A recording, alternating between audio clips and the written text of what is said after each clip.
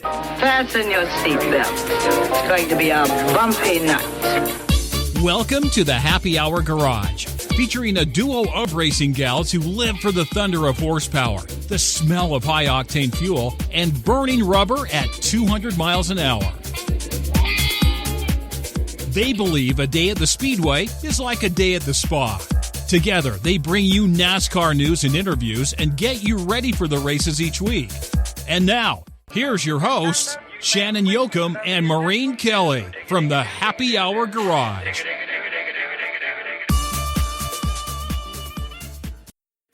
Gentlemen, start your engine. Hey, welcome to the snowy edition of the NASCAR Happy Hour Garage. Whoa, whoa. I know my two co-hosts are snowed in. I am enjoying a balmy day. I've had my share of the snow. Thank you very much. I'm your host, Shannon Yoakum, and I'm in beautiful British Columbia, Canada. And as I look out the window, guess what? It just started snowing. Oh no! Let me bring on my co-host, Maureen Kelly. She's in Pennsylvania, and she is drowning in snow. Man, I have oh so man, much Maureen. Snow. I think it's 2 seasons worth, maybe. Oh gosh! 26 inches now, which isn't a record here yet, but it's really close. Gosh, and we also have with us our PR guy who doesn't always come on this show, but I know he really wanted to talk to Steve today. He was quite excited about the whole thing. And, buddy, you're also drowning in snow in Johnson City, Tennessee. Yeah, we got about a foot, and it's still coming down. Ah, jeez. Well, you know, it sucks to be you guys. That's all I can say. But hey, let me bring on our guest. I mean, this man, I've been dying to talk to him, and I know you guys have too. I mean, he has worked for Richard Petty Motorsports, for Roush, DEI, Ganassi. Hey, the only one he hasn't worked for that I saw was Hendrick Motorsports and Childress. So let me bring on Steve Hmeil. Welcome to the Happy Hour Garage, and thank you very much for coming on. Well, thanks for having me. And sorry y'all got so much snow. We only got about 5 inches over here by Level Cross, North Carolina, but we did get a lot of freezing rain. So we're hoping that Monday brings warmer weather and we'll be out of this mess because we're not very patient with all this kind of winter weather like people from up north are. Yeah, we can drive. We kind of laugh at all that snow. It'd be like nothing for us, but we're used to driving in it, and you guys down there are not. So you know that's the big difference there. Well, freezing rain even parks us Canucks. So you're in the same town as the Petty Motorsports. That's cool.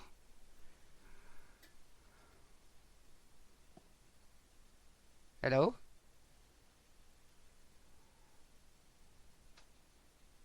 Uh-oh. I'm still here. Buddy? Yeah, I was on mute. I don't know what happened. Oh. Steve? Well, we lost him. I wonder if his power went out.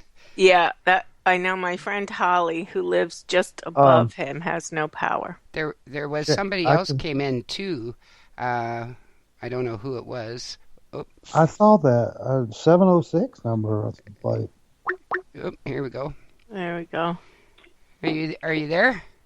Yes, I'm sorry. I don't know what's going on. It's twice it's done that. It may have something to do with all the freezing rain we got. I know they're having trouble with their internet here, but I think we'll be okay. We'll just keep an eye on it. Okay, we'll just pause again there, and I can delete that out. Yeah, I see that. Where are you in? I see that you're in Level Cross. You're very close to Richard Petty's hometown. Is that not his hometown too? Yes, I'm actually in Pleasant Garden, which is a monstrous community of 600 without a stoplight, about 4 miles north of Level Cross. Yeah, I moved here in 75 when I went to work for the Pettys, and I've stayed here ever since. I'm not really a big city person. I'm not comfortable with keeping up with the Joneses thing that I believe happens at Lake Norman, so I'm better off just being quiet up here in a little bit of property up in northern North Carolina. Oh, I'm with you on that one. I like the country myself. I live up in the country, and I love it. I just don't like the city. Maureen, on the other hand, she lives right in downtown Philadelphia, so she might not agree with you. Yeah, that's what I said. Oh, Lord. Yeah, I intentionally moved back. I missed it. Oh, Lord. Well, they're supposed to get an awful storm, or maybe you already have gotten an awful storm. I saw where the Jersey Shore was just going to get crippled tonight. Yes. Oh. Yeah, my daughter's over there now, and yeah, it's bad there. It's bad here too, but it's okay. We live. We'll come back from this. Yes, we will. I understand. Hey, Steve, I know that now you're retired, and we'll talk some more about that, but can we maybe talk about your early years? I know you started in 74 for Tex Powell and Benny Parsons, who I absolutely adore. I wish that he was in the Hall of Fame already. And you've worked with Terry Labonte, who got into the Hall of Fame today. You must have been pretty proud of that.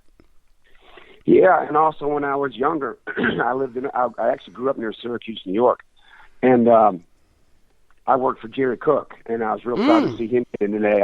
I was actually planning on going, but the weather it's just not, I didn't need to travel 80 miles down and 80 miles back today to go see Jerry. So he and I are still really good friends, and I'll go see him in his office at NASCAR down there at the Tech Center here in the not too distant future, and congratulate him. But I'm real proud that we had some part to do with that. He won a lot of modified championships.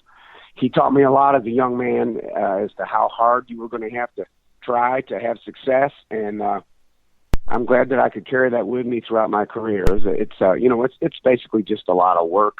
You have to be able to think on your feet, but it's basically just being able to do a lot of work and sit through rainouts and drive trucks long distances and change tires and work on engines and the whole thing. And Jerry instilled a lot of that in me. Did you watch the Hall of Fame thing today? He gave you a shout out on it. Oh, did he? No, he didn't need to do that, but I appreciate it.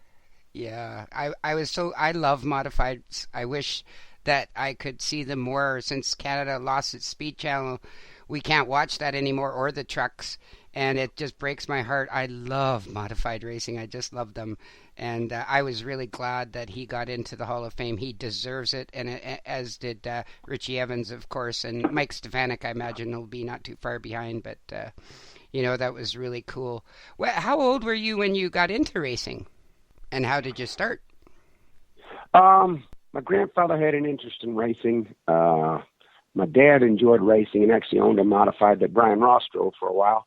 And I was just one of those kids like Robin Pemberton. We were basically from the same area of New York, and just started hanging out around the racetrack and figured out that's what we wanted to do. And people saw young people that didn't need to get paid, and you just need to feed them and let them sleep every now and then and teach them how to work on a race car, and that's basically how we learned it all. And then in 74, you went and worked for Tex Powell and Benny Parsons?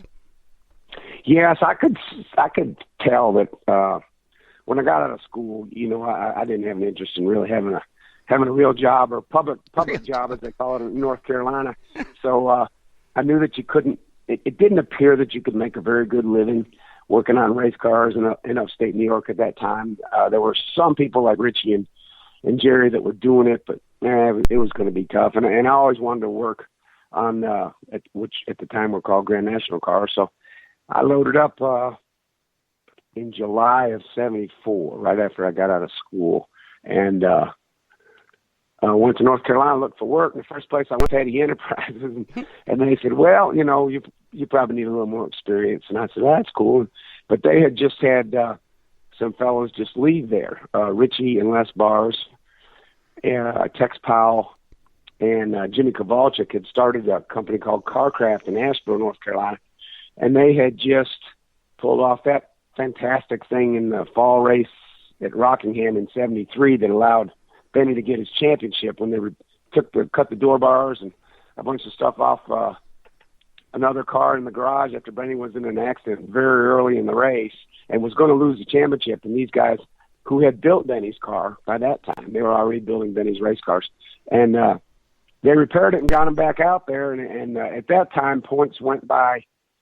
They went by the Bob Latford profile of how points were awarded. They were awarded by miles completed, and Benny just kind of needed to get back out there and make some more miles, although it didn't look like he could still win the championship. But then Richard Petty, who was leading at the time, once Benny fell out, broke a camshaft, and Benny went on to win in '73. So that was where I first started with those folks down there. And in '75,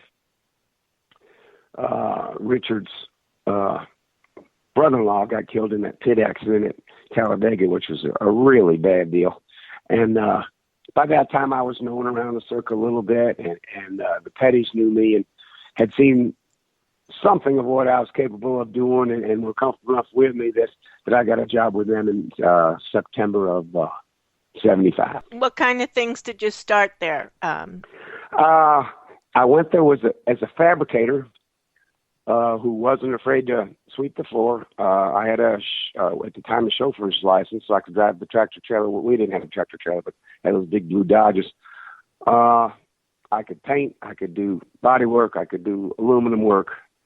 I could change engines. I could change gears. You know, I had a kind of a varied background because I worked for Benny's. Was a smaller team. I don't think there was more than about 5 of us there. And I actually, never worked for Mr. DeWitt. I always worked for Tex, but we would go help them on the weekends. And once Benny won the Daytona 500 in '75, we, Tex and myself and Jimmy Kowalczyk built him a late model sportsman car that we ran throughout the Northeast. We ran Catamount Stadium and Sun Air up in Canada, Delaware, Cayuga, all places all up in there that would pay us a little bit of money to show up. Benny made some money, Tex made some money, but the real point of what I'm saying is that it was just usually myself and Tex's son, who was in I think 6th grade at the time. So you had to learn how to do a lot of stuff in short order, and that helped me a lot at the Pettys because they were always looking for people that could do a lot of things, and it was okay for me to be able to fill that bill for them. What was it like, Steve, to go from a smaller operation like Texas to Petty Enterprises? Was it a culture shock? I think it would have been if you hadn't raced next to them for a full year. I think if you came out of, at that time, maybe an ARCA car or a late model sportsman car, it may have been a real big deal. But everybody at that period in time had their eyes on Petty Enterprises. I think they had 33 employees when I went to work there, which was huge. Certainly not Holman Moody style, but Holman Moody was already gone, unfortunately. But it was the one thing I didn't want to have happen was I didn't want to be shoved into a certain job and not be able to do all the things I was capable of doing. Not that I could do them better than other people, but I would have gotten bored. And it meant a lot that even at that point, Richard still worked in the shop. Dale was there. Richie Bars, who had started Carcraft that ended up being Tex Racing, he had gone back to work there. So he kind of took me under his wing in the fabrication shop, and Barry Dodson was in the body shop. And, a lot of the people that worked there went to the racetrack and were pit crew members. So, it wasn't near as much shock as it would be today, coming from like if you didn't understand how it all worked and your first job was at one of these folks that are trying so hard to keep going with 8 or 10 people, and you went into Hendrick Motorsports. And we were also very familiar with what the Pettys did. So I was just tickled to death to be there. They won 13 races that year in the championship. That was a lot of fun to be part of, although I was only there from September on. But it was neat to be part of a big group, and what in my eyes was probably the classic group in motorsports at that time that once Holman Moody had stepped away. Oh, I think Petty will always be one of the classics. I mean, I don't think that'll ever be gone. I mean, he was right in that first Hall of Fame, and then Dale Inman shortly after that, and now Terry. So, I mean, they all, obviously, the race people, not only people like us that are fans, but their peers all respected them a great deal. What was it like working for him? Like, what was it like? For Richard? Yeah.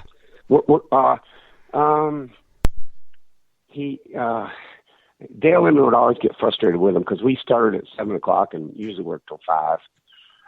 Sometimes we worked till 7, but Dale had us really well organized, and we had the Chrysler projects going on then. We were building cars for other people, And Richard was famous for getting about 11:30, and he would always explain to Dale that everything Dale had done that whole morning had been a waste because that's not how Richard would have done it. And that was always and they got along like that, but that was always frustrating for Dale. It didn't really affect me too much, except when we were building the new cars for the following year. We typically only built one new car every year, and it would go to Daytona. And last year's Daytona car would end up being the short track road race car. It was 82 or 83 before they actually started building road race cars and short track cars. We just used the last year's Daytona car, but the Daytona car was such an event. You know, you'd start building it right at Labor Day, and by the time we got everything polished and chrome plated and trick painted and the way Richard wanted and all that, it was really a nice piece. So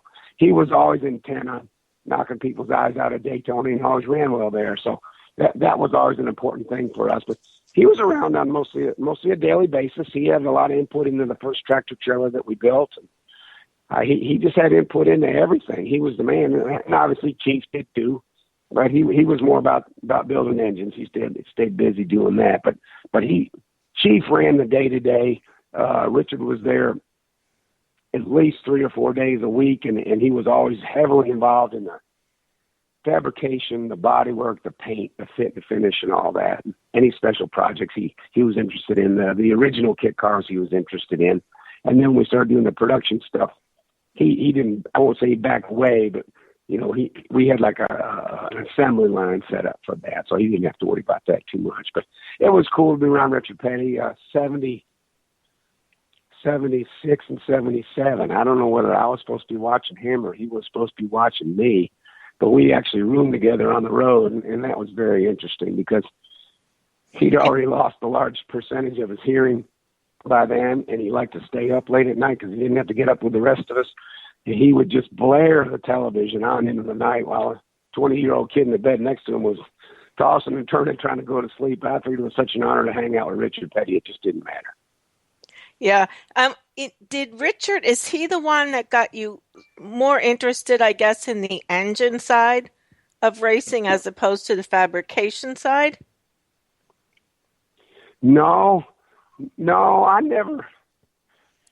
never hardly worked on engines at all. I mean, I could, you know, when NASCAR came around and inspect them, I could get them pumped and set timing and change them in and out and put clutches on them and all that. But I never really assembled an engine at the Grand National Winston Cup at that time level. Richard always was pushing me toward building cars, and I don't know that he even.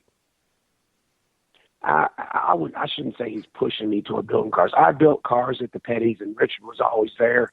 And between Barry Dodson, myself, Billy Biscoe, and Richie Bars, we got the cars built. So no, I never had much.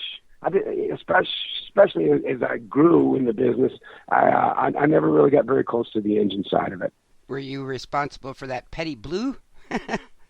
Oh. Well, yeah, we all had to paint it, but the hardest part was the darn day glow. I mean, you had to put, it was all lacquer then, and you had to paint prime it and then put a bunch of white on it and wet sand it and then put the day glow on it, wet sand it and then clear it. So it was a lot to get it done. And at that time, it faded real rapidly in the sun. It wasn't quite the paint that it is 40 years later now. So yeah, but almost everybody that worked there wound up in the body shop at one time or another. You know, that famous wreck with David Pearson in the Wood Brothers car where Pearson ended up winning the race at Daytona. You know, we went to Richmond the next week with our last year Daytona car, and the very following week at Rockingham, we had that Daytona wreck at Rockingham. So, you know, there was always a lot of time spent turning cars around if we crashed one. And fortunately for us and the Wood Brothers with David Pearson, those guys were really consummate professionals, and they didn't crash much. Yeah, that's true. I can say, like today, it's almost like there's a body that goes out every week from a lot of these teams, right? I mean, I guess maybe some of the drivers just aren't as careful as they were, back in the 70s at least.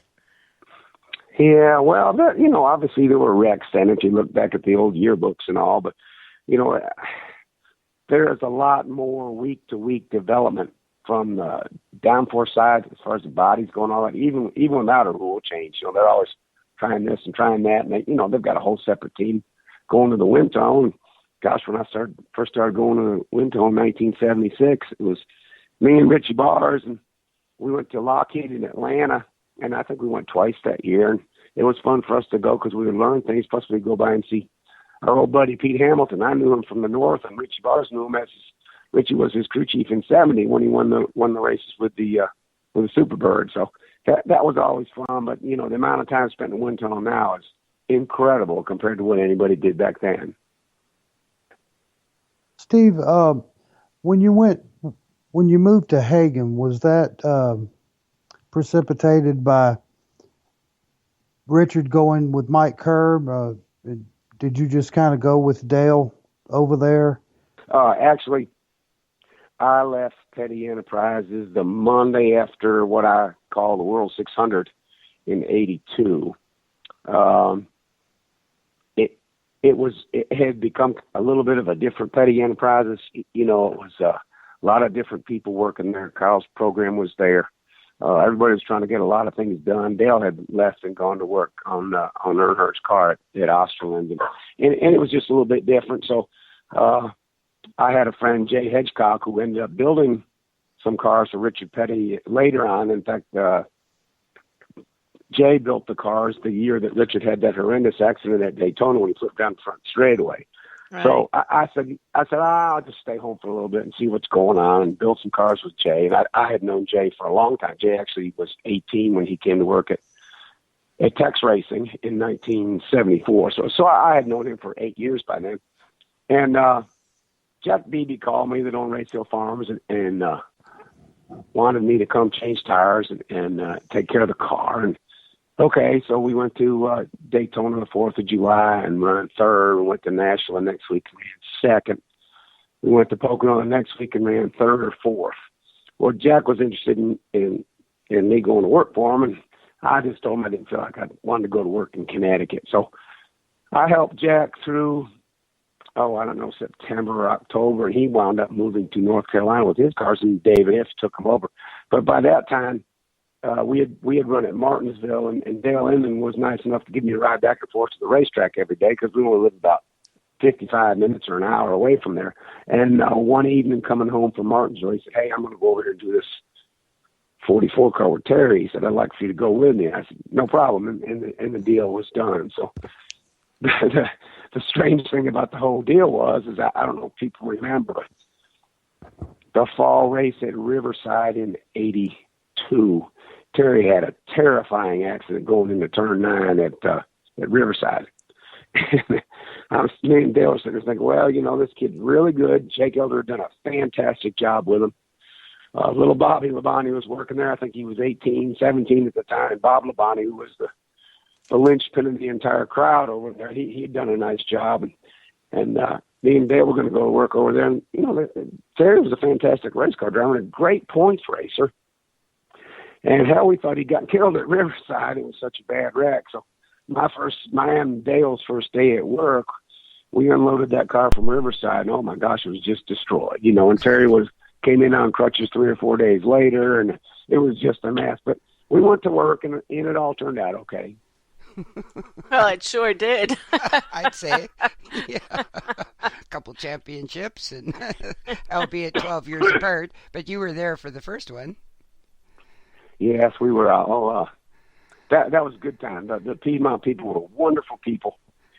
Mr. Anderson from Anderson Webb Trucking, he supplied trucks and parts and stuff like that for us. Chevrolet helped us a lot.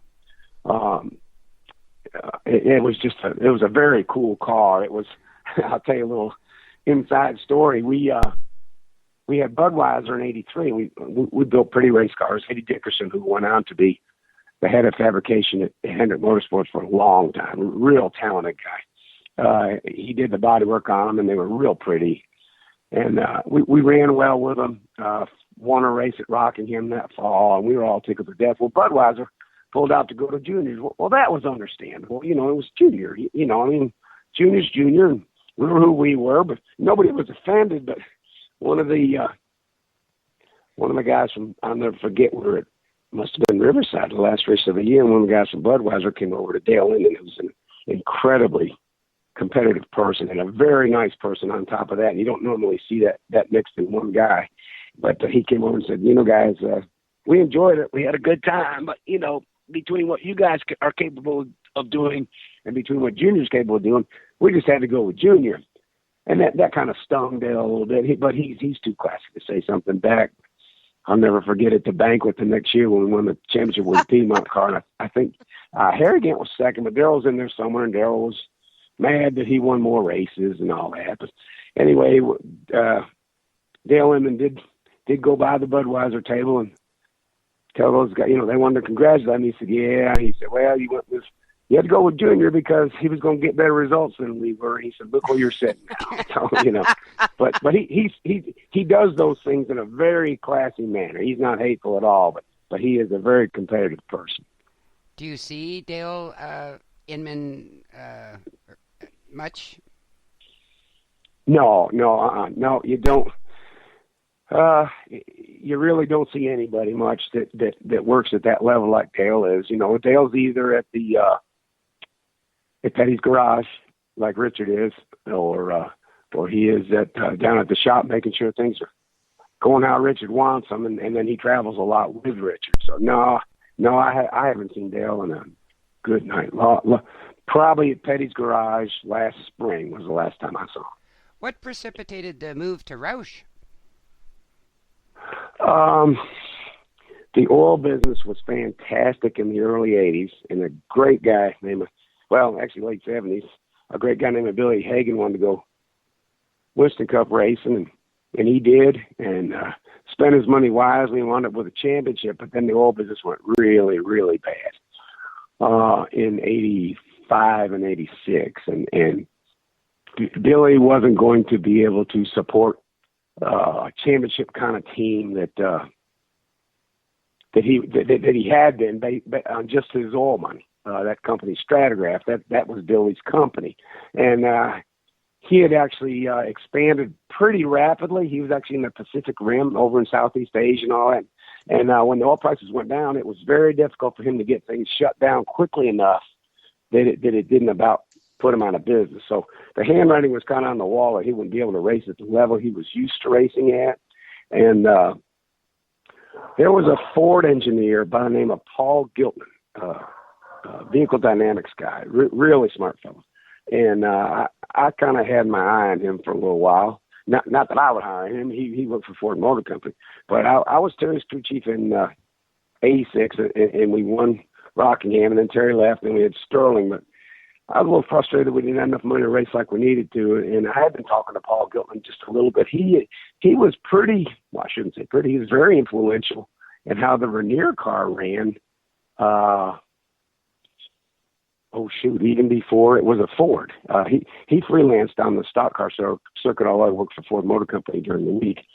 And he helped the Vernier guys when it was a Chevrolet. He worked on the Hardee's car when Cale drove it. He was good friends with Mr. Vernier and Waddell Wilson, and he had helped Gary Nelson with some things. In fact, he cleaned the windshield, which is about the extent of his mechanical abilities, but he was a brilliant designer. He cleaned the windshield on the Greg Sachs car that won the firecracker race in, I can't remember what year it was, but it was a pseudo Dygaard car, but it was actually the Waddell Wilson Monte Carlo that Greg Sachs' dad had bought, but it was being raced under the auspices of Dygaard. And that's when he got mad and went away and did his own thing and all. But anyway, Paul Giltman was involved in the vehicle dynamics of all that. He really had a good handle on the tires that were being built at that time, and that's the whole trick. You gotta know what you're supposed to be feeding these tires. And Paul talked to me, and one day I was leaving Michigan to go back to the motel one evening. He stopped me at the parking lot. He said, "Would you like to work on a Ford team?" I said, "Yeah." I said, "I'm not that big on moving away," because Junior had already asked me to go to work in North Wilkesboro. And that was a monumental occasion because I fought a lot of Junior, and I thought the way he did it was typical downplay Junior. You know, we're both standing in the bathroom. He was at one urinal and I was in another, and he said, "You coming up there with that boy?" And I said, "Nah, Junior, I don't want to move and I don't want to commute." And he said, "All right then," and that's about as far as that contract negotiation went. So, anyway, Paul said, "I got a Ford guy, very well connected. He's going to have enough money to do things right. He's going to call you." So in a couple weeks, Jack Roush called me and said, "Here's what I want you to do." So that's what we did. He actually had called Gary Nelson first, and Gary said, "No," I think he was doing his deal with Felix and was enjoying it. He said, "No," he said, "but I got a really good guy that I think you should try." And he knew Robin Pemberton, my best buddy from high school, who I got a job for at the Petties in 1979. Robin had gone to work for Dyguard sometime along in there, 85 or 86. And Gary recommended Robin, and Paul Giltman recommended me. And Jack said, "Well, I'm not sure about either one of them, but maybe between the two of them, we can make somebody." So he hired both of us, and that's how it all started. It's amazing. I guess, were things really different at Roush compared to Petty? No. The original idea was to, Jack had great road race teams up there in Detroit, and Ford wanted to be able to monitor the progress of the team they were starting up with Jack. Jack didn't have any stock car experience, but he'd done a great job for them in every other form of motorsports. And they didn't feel like the current teams they were spending money with were talking back to them enough where they could. The manufacturers always want to be able to build like a manual of how to race, so that if they can talk other people into coming into their fold, they've got all the information about springs and bars and shocks and things like that. Well, they weren't getting that out of the teams that they were dealing with.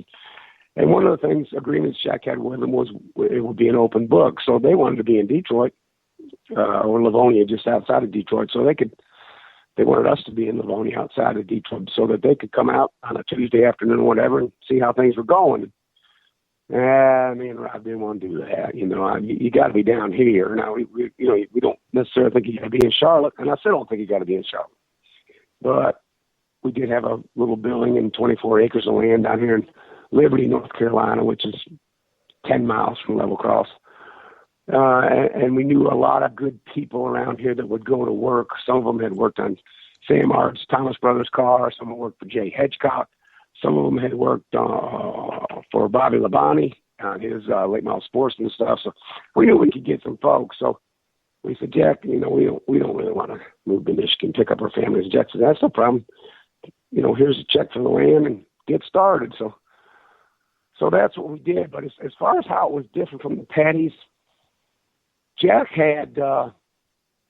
was so busy keeping his giant company I shouldn't say afloat, keeping it growing. It went from like a $30 million business to a $120 million business to $180 million. I mean, it was growing. And Jack always enjoyed the fact that if a sponsor didn't come through with a check on time, or heaven forbid a tractor trailer burned to the ground on the way to a racetrack, that he always could sign the check to keep us racing. So he was very busy with that in Livonia, Michigan. So he just kind of left it up to me and Robin to run everything in Liberty. So basically, we were taught by Dale Inman and Richard Petty, Maurice Petty. So we basically ran Roush Racing at that time, like the Pettys ran Petty Enterprises. So later on, when Jack had become very affluent and had wanted to have multiple teams and things of that nature, his influence was felt more. And the culture changed just a little bit, and I'm not saying that in a bad way. Jack grew to have more influence on it. And gosh, he went and won his championships and all those races and things of that nature. But I will say that at the start, the Ford Motor Company people were very nervous about me and Robin.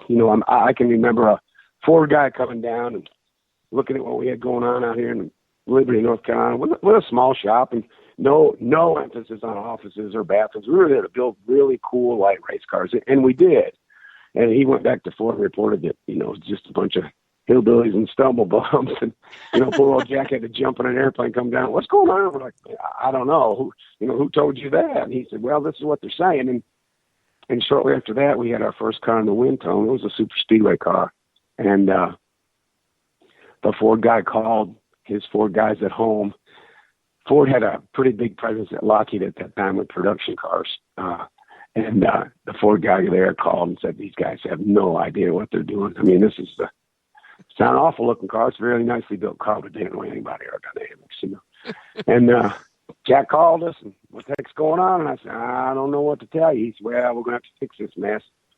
Yes, sir. Well, let us get through the test, and after all the Ford teams had been there on different dates, we had the lowest drag, highest downforce Ford in the whole fleet. So we had to prove ourselves continuously with those folks, and that's okay. It's their money we were spending, but it was a little shaky for a while, and then Jack got comfortable with us. Ford got comfortable with us, and it kind of went on about its own business. Plus, Mark was a spectacular race car driver. He won races, and he was a good fella and sat on poles and always said the right thing, not because somebody taught him to, but because somebody did teach him to. His mom and dad did, and he was very grateful for what he had. He hadn't been to some school to get slick. He was just old Mark. Yeah, that's Mark itself. I'm sorry. Go ahead, buddy. You and Mark seem to have a special kind of chemistry, like Jeff Gordon and Ray Evernham and Jimmy Johnson and Chad Knaus. Could you tell us about that? Well, Mark showed up at where did he come first? Nashville or Bristol or somewhere with his own Grand National car and qualified good. Might have been Bristol, and his equipment was immaculate. And I met his dad and met a real nice guy named Bill Davis, who later went on to be a great Winston Cup owner. And they were all just some guys from here and there. Steve Peterson was there. And they built a nice little, what I call cup car up there at Ray Dillon's, where they had so much short track success. And they brought down, sat on some poles, and ran really well. And I had been reading about them in the Speed Sport News, and I've always used the Speed Sport News as the place to find out about drivers.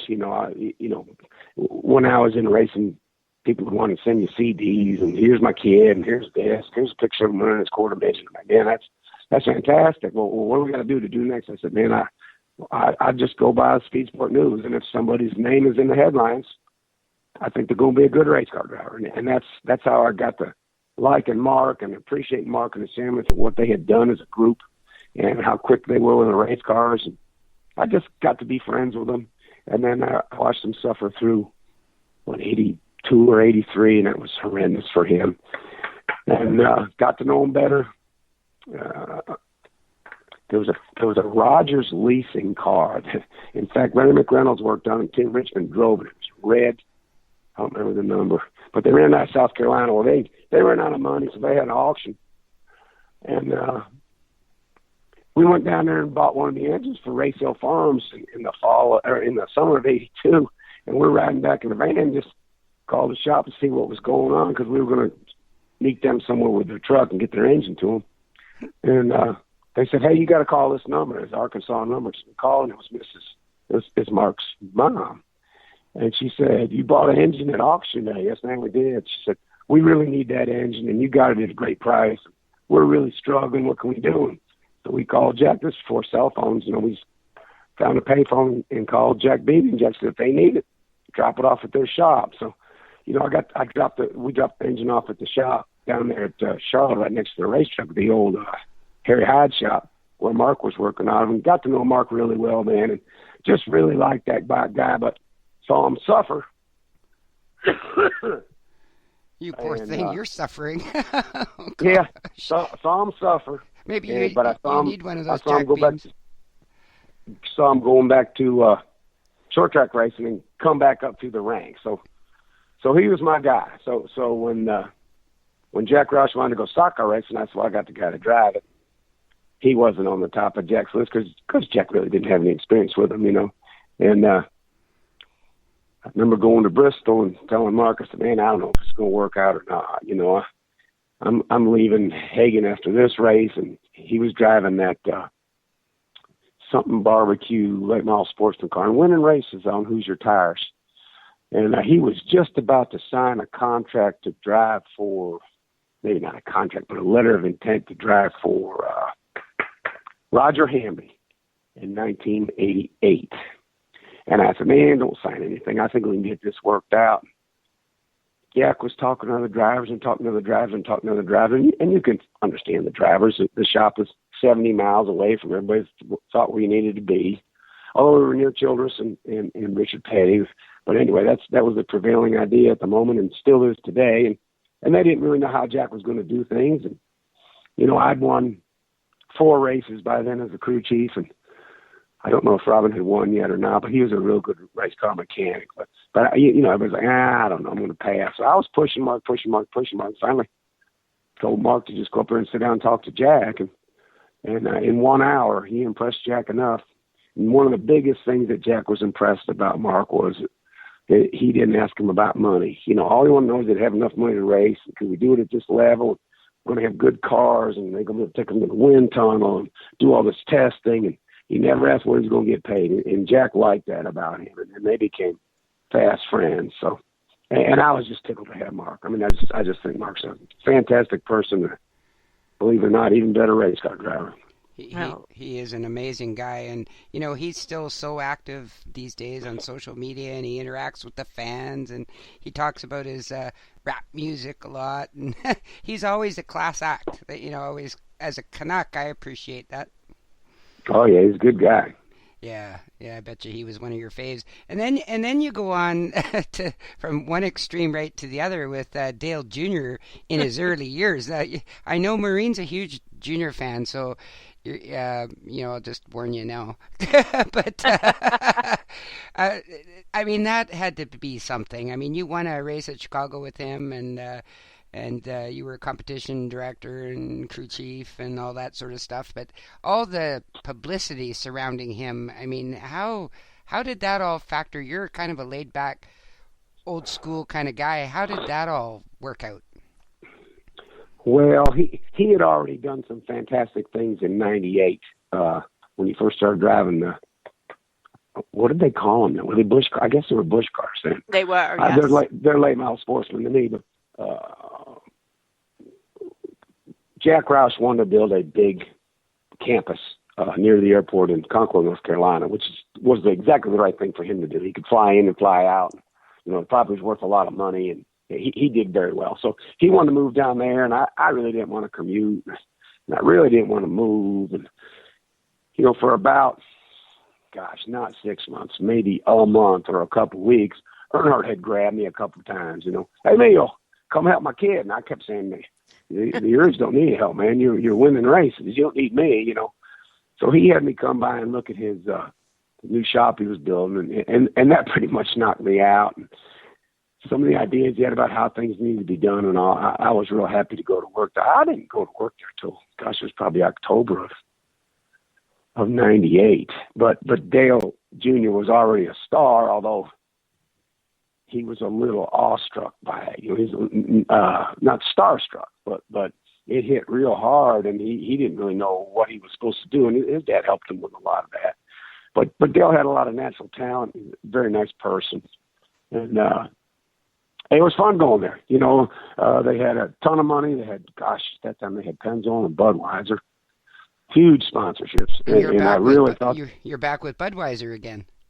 Yeah, and I thought the world of Steve Park. You know, we used to race modifieds against his dad and his uncle up in New York in the late '60s. So, you know, I thought Steve was just a fantastic future star. And it was just a cool place. There was a lot of money to go test. There was a lot of Chevrolet track time, and they could bring this instrumentation that other people couldn't. And we went and learned a lot of stuff in a short amount of time. And then you hired Rich Gilmore as a head engine guy. And that helped a ton. He was so good with plate engines coming over from Hendrick. And, you know, we just had some years there that were pretty fantastic. I think, we won like 7 out of 8 or 8 out of 9 plate races in a row one time, you know. I mean, there was some cool stuff going on. I always felt like we were kind of in contention for a championship. Unfortunately, Steve got hurt, and Michael came along, and Michael taught us a lot about plate racing, more from a driver's standpoint than anything else. He's just a fantastic plate racer. And Steve came back, and we won Watkins Glen, beating Mark Martin. And I'll never forget, we were tearing down, and Jack Roush came over and shook my hand. He said, "This is taking a lot for me to do this." I said, "Why? We're still buddies." I said, "One guy ran the other." I said, "It's going to be reversed 100 times." So, there was a lot of cool stuff going on. I was there from 98 till 07. And middle of 07, Dale was leaving, and guys were quitting. And we bought, Teresa bought again and tried to fold those two groups together. And that was kind of difficult. It was pretty much two different cultures. And it was just a really, really, really tough time. And Chip Ganassi was looking for some help. And I went to work for Chip. But Dale Jr. was a very cool person. I can remember that kid coming to my house late on Thanksgiving. He'd already been to his grandma's, which is where he always ate. His dad had already passed. And he came to my house and wanted to eat again, fell asleep on the couch with my boys. Just like one of your kids, real, very unassuming person, very personable person. Didn't know he was famous. Probably doesn't know he's famous now, And it was just a treat to be around that guy. He's a great guy. It'll be a shame when that boy doesn't drive race cars anymore because he's been good for all of us. Steve, can you tell us about the mixed emotions and the impact of February of 2001 when we lost Dale inside the company? What was that like? It was a catastrophe. It was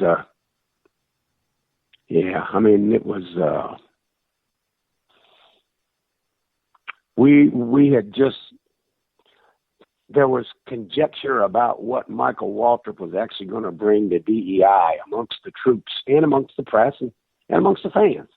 And Michael had just showed them how good he was at plate racing. He'd won the Daytona 500.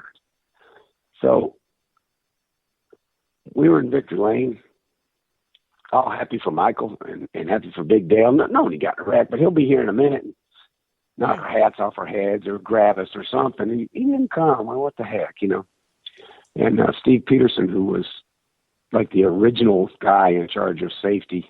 There have always been people in charge of safety, but his main focus was all that. And he had worked with Mark Martin at Dillon's up in Indiana when they built that cool ASA, kind of cool Grand National car. So I knew Steve very well. He came to the Victory Lane, and myself and Andy Petrie and 3 or 4 other guys had become kind of a quasi safety group, like when Ernie crashed at Michigan. They would call us together, and we would go where the wrecked race car was and look at it and go, well, maybe we should do this, maybe we should do that. And NASCAR was wanting to know what some of the crew chiefs thought. So I was always involved in that. So I got to know Steve really well. And Steve said, I need to see. I said, what's wrong? Am I going to be illegal? What'd you find out? And he said, Dale got hurt pretty bad. It looks like he's got a basal skull fracture. Well, that's virtually unsurvivable, So, and then I saw Kenny Schrader come talk to Michael, and both of them were very upset. So we went back to the garage and we're tearing engines down and, heard this and didn't want to believe that. And somebody else said this. And, I don't know. We had to tear down a couple engines, Michael's and June Bug's. And it was just a long, drawn-out deal, and Mike helped made his statement. Junior wanted us all to come out to his motorhome, and he spoke to us for a little bit. He was very brave, very tough, Told us that his dad was getting his first look at heaven. Mm. And just a tough kid. And we got on the airplane, and long line of traffic. Daytona was huge. It's going to be huge again this year. But a lot more private airplanes at that time in the world, not just because of NASCAR. And there was a long line, and air traffic control that's taxiing around them, and our 2 airplanes took off and went home. And people were waiting at the airport. And, we all just went home, went to work the next morning, and tried to sort through things. You know, all those flowers and people that were so nice to think about Dale at the shop the next day, and people, you know, grown men crying in the shop and outside the shop. And it was just hard, but we knew we had to pull it together. Ty Norris worked very hard to keep all that afloat. And it became very, very difficult. It was very, very hard. It was, we missed him an awful lot. I mean, and it wasn't just emotionally missing. We missed the boss. You know, I remember when he built the new shop for the 8 car. And, I mean, here's a guy that had just had his neck worked on, you know, had that neck surgery that winter. And, you know, 3 days after he got out of the house, he was riding a bicycle backwards around the parking lot. We had to shoo him off that.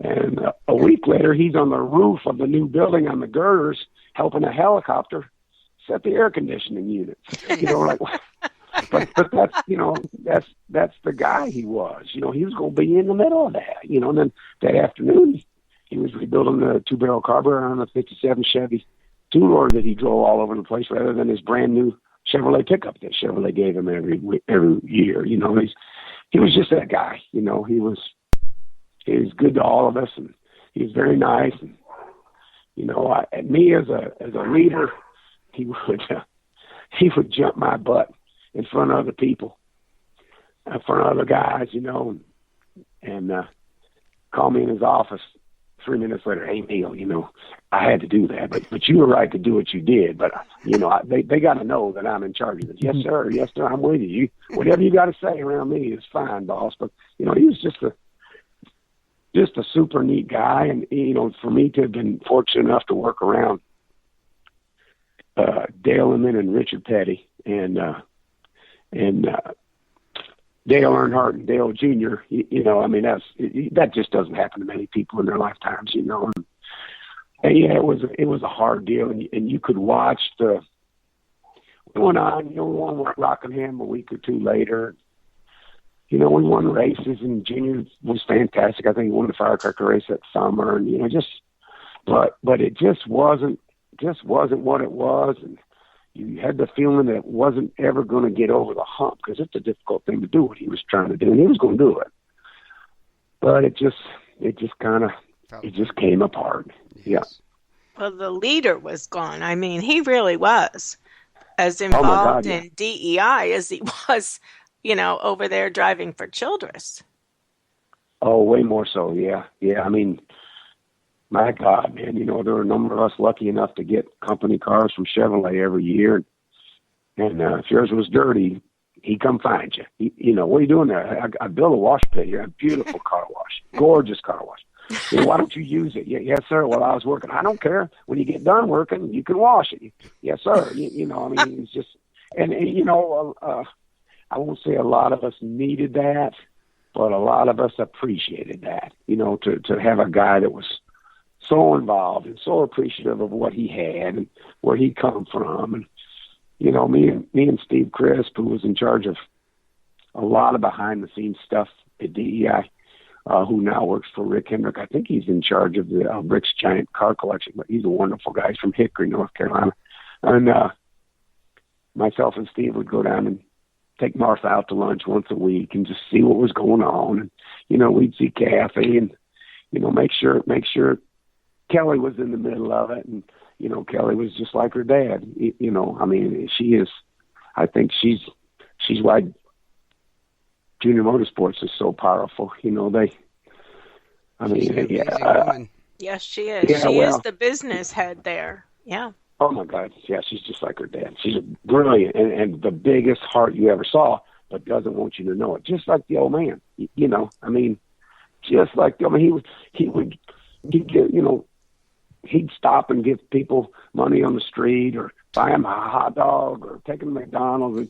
And, you know, you didn't see that, right? No, sir, I didn't see nothing, because he's terrified somebody's think he was soft hardest, you know.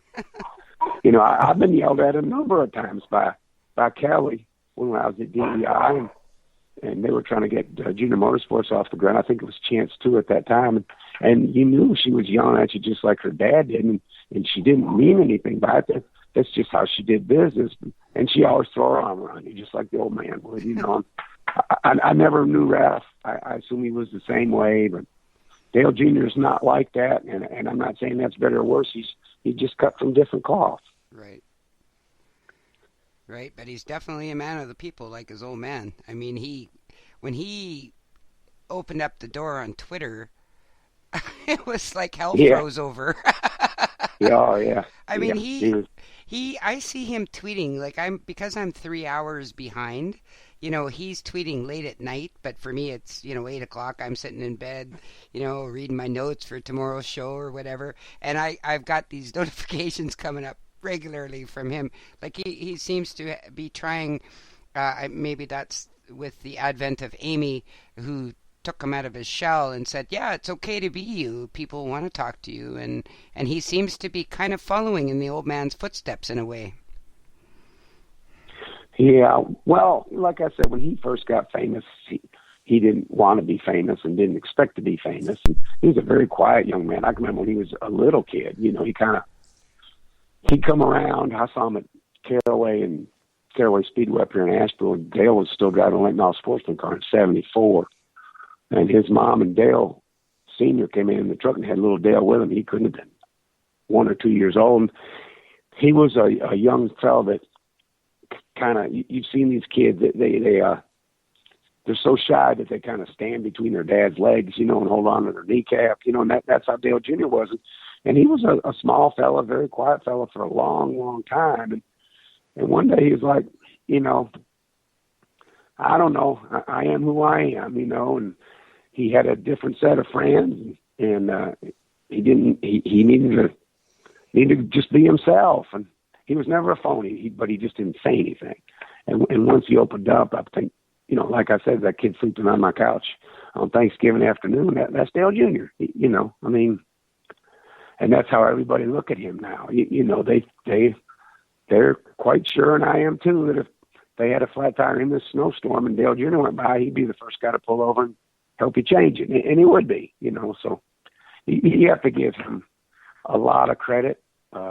He went through some tough times as a young man, and went through some awful times when he was 20 or ever how old he was when his dad unfortunately passed away.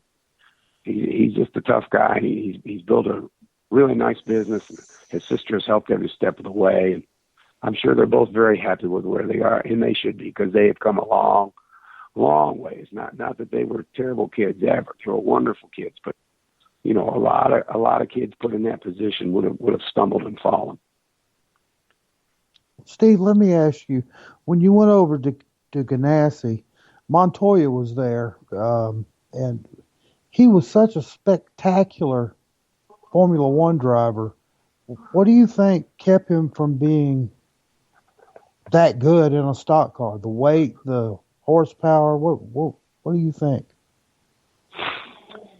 He told me the first time he drove a Formula One car, he couldn't make it one lap. And that's what we're talking about. He said, I was not physically fit enough to do that. My head was going to fall off my shoulders. And he was pretty fit. And I thought, well, that's interesting. And we talked a lot about Formula One. His wife was very involved with Formula One. And Juan enjoyed talking about Formula One. What was going on then, what was going on when I worked with him at Chips.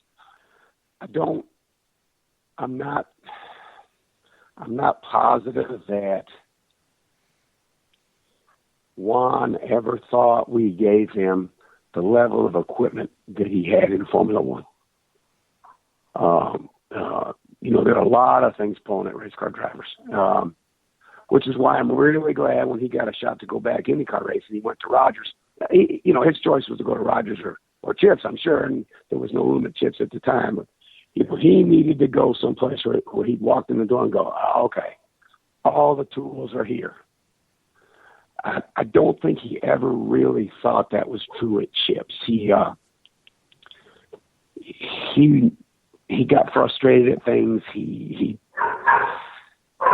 was never real comfortable with the entire team of engineers or how we did things, or he had just come from a real fast-paced situation, and we're very fast-paced in national racing too. It's just different for him, and it's just There's a lot of electronics involved in Formula One. You know, like they go through a set of S's on one lap, and the guy's looking at the computer going, or maybe four guys are looking at the computer going, oh, wow, you know, he just got loose right there. Yeah, and that just changed how the differential works electronically, and next time by, he can run wide open. Now, that's not to diminish his skill at all. I'm just saying that those kind of things, you know, he went, I think in his eyes, he took a step back technically, coming stock car racing. And then when you see people drive the hell out of these cars, you know, because I honestly believe that Winston Cup racing, as I still call it, is the all-star of all-stars. And these people know how to get a lot out of a stock car, and that was a little disconcerting. So I think he always felt there was better stuff out there to drive. And there may have been, but he's gone on to stock IndyCar racing. He's done a fantastic job. But he won the 8500. Yeah, it's a difficult transition. I mean, it's a very I mean, look at Travis Pastrana. I mean, who's got more car control than him and Ronnie Gordon? You know, and both of them struggle a little bit with stock cars. Just a little. It's a whole different way of doing things. And Danica, there you go. Yeah, not one of them has actually, you know, done well. It's too much of a transition, you know, perhaps. Well, and it's fortunately for us, stock car racing is so public, and it's only going to get better. I think. I know it's been a rough few years, but I think this year's going to turn a lot of things around. I think the low downforce package is going to be killer, especially if Goodyear matches up tires that'll wear out and slide. And, that was my question. Yes, can you elaborate on that a little bit? Because that was my question that I was just going to ask you about. I was talking to Lauren Vernier just last week, and up until the end of last year, he was Jamie McMurray's spotter, and they always did a great job together. And he was a great interview. I was asking him, I asked him, what do you think about all this? And he said, I'll tell you this. He said, we went to Charlotte last fall, and Jamie said, you can't race. And I said, what are you talking about, you can't race? He said, I'm lifting the throttle for a half a second. He said, I'm not even coming up all the way. He said, you can't race like that. If you're sitting there wide open, you're wide open. You can't drive it deeper in the corner.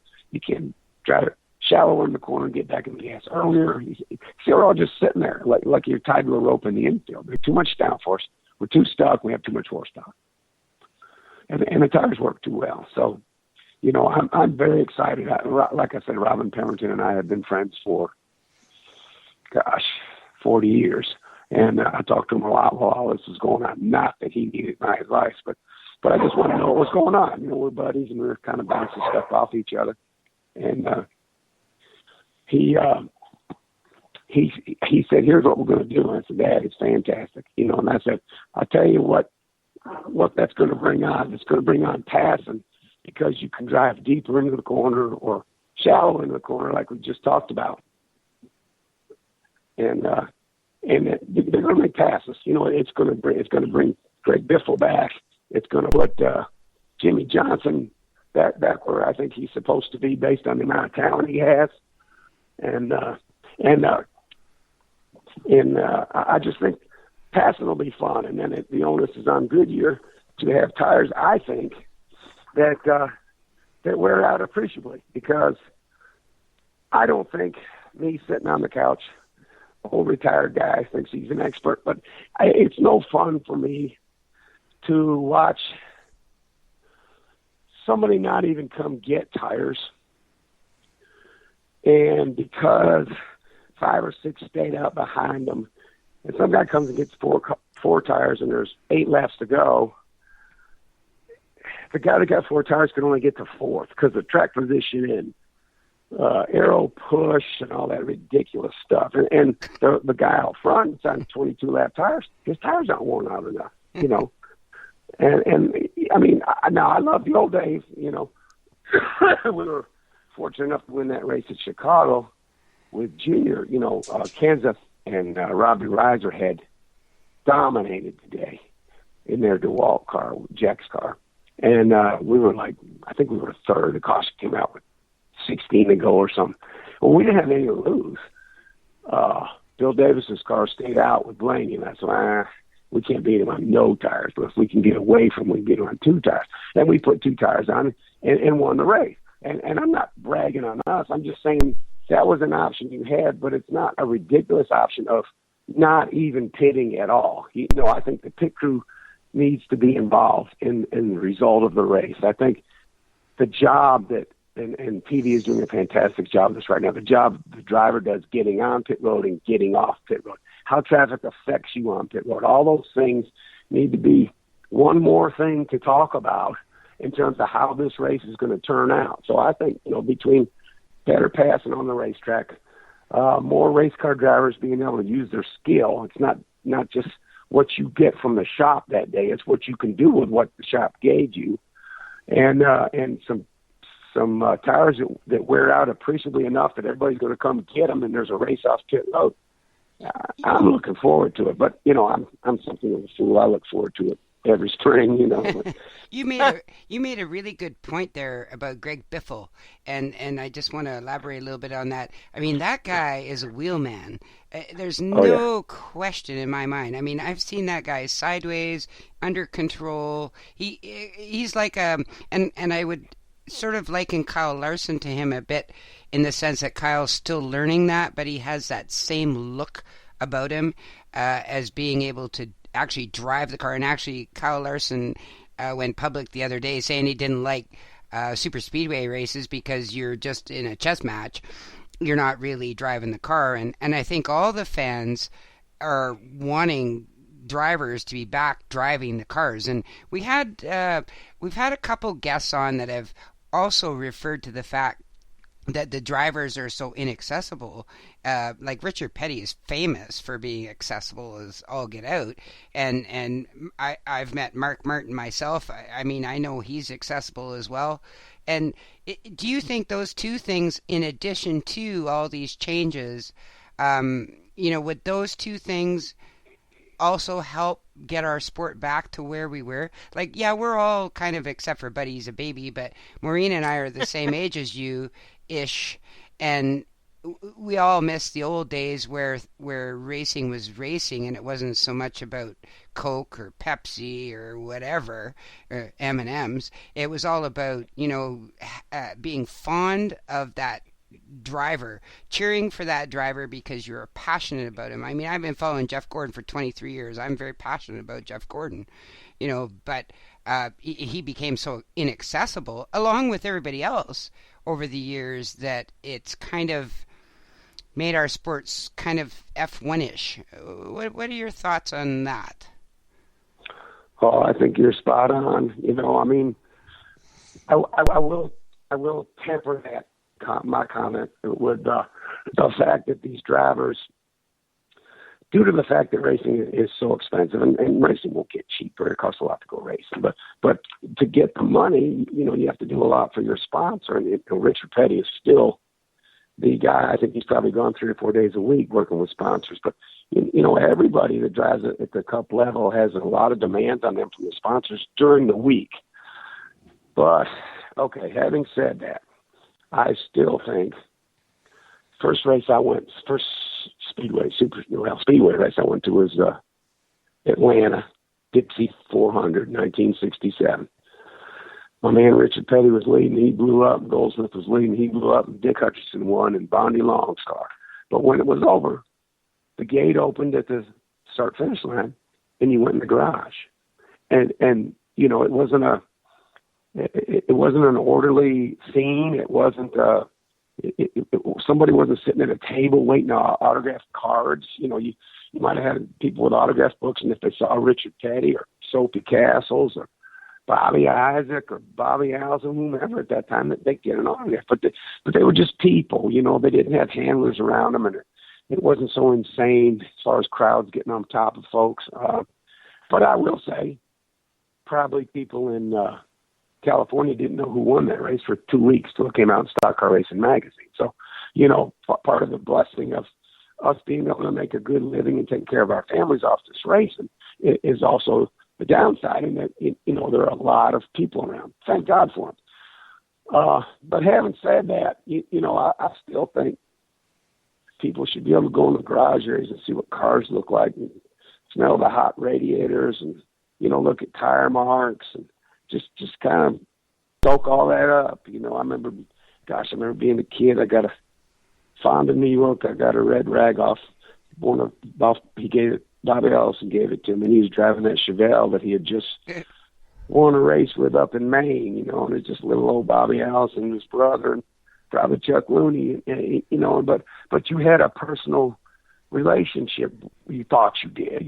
Those people looked at you and they spoke with you, and I know my brother still got that rag to this day. And wow. I think that means more than a handout card or a autographed ball cap that you get online. Or I don't know. I just think there has to be a personal relationship. I'm sitting in my office right now looking at a picture from Rockingham in '85, and it's the crowds, the grandstands are full, and when that race was over, people were next to your truck asking you questions about how do you load this, how do you tie that down, what happened in the race, why'd y'all do this, why'd y'all do that.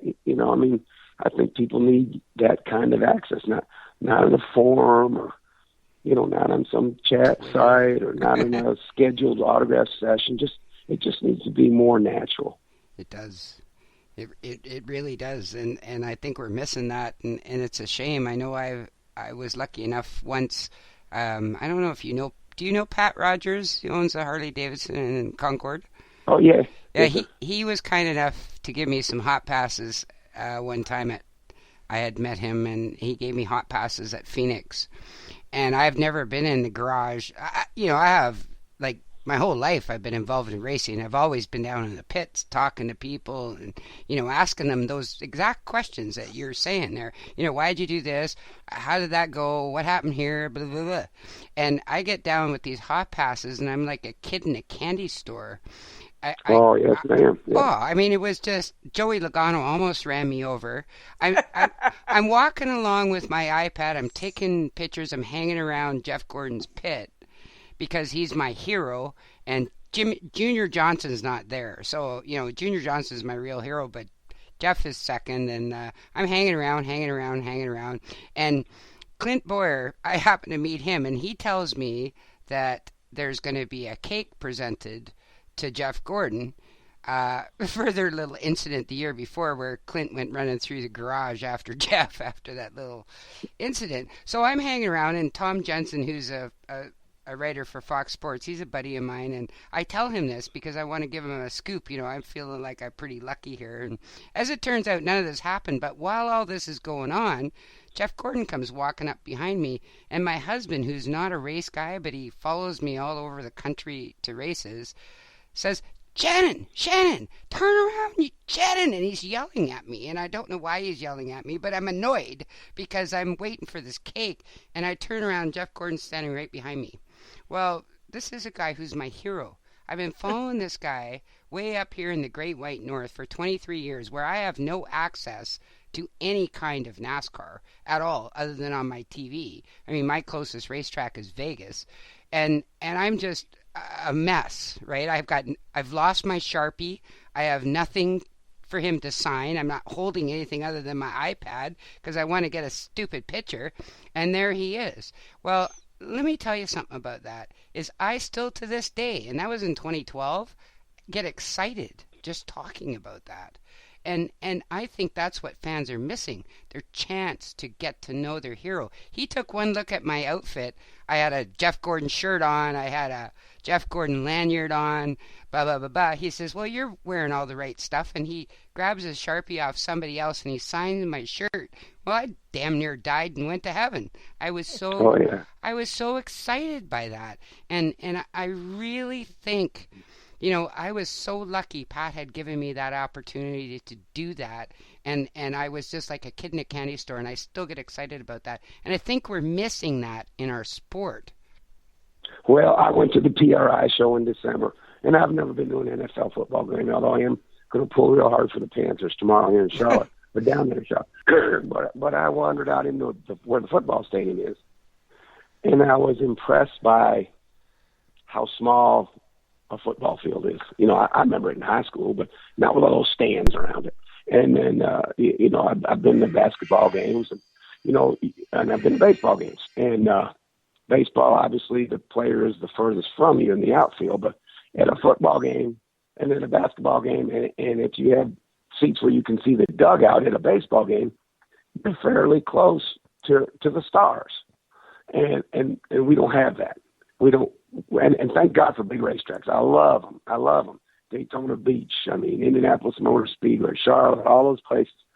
But we have got to get the people to be able to at least make eye contact with somebody. And you mentioned Clint Boyer. You talk about somebody that's a treat to be around. Oh, he was hilarious. He's a fantastic Midwestern fella. Just a salt of the earth kind of guy. And our sport is full of those folks. I'll tell you another kid I think will do better this year.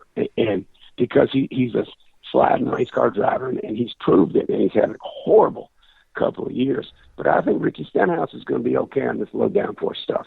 And he's had a terribly disappointing Cup career.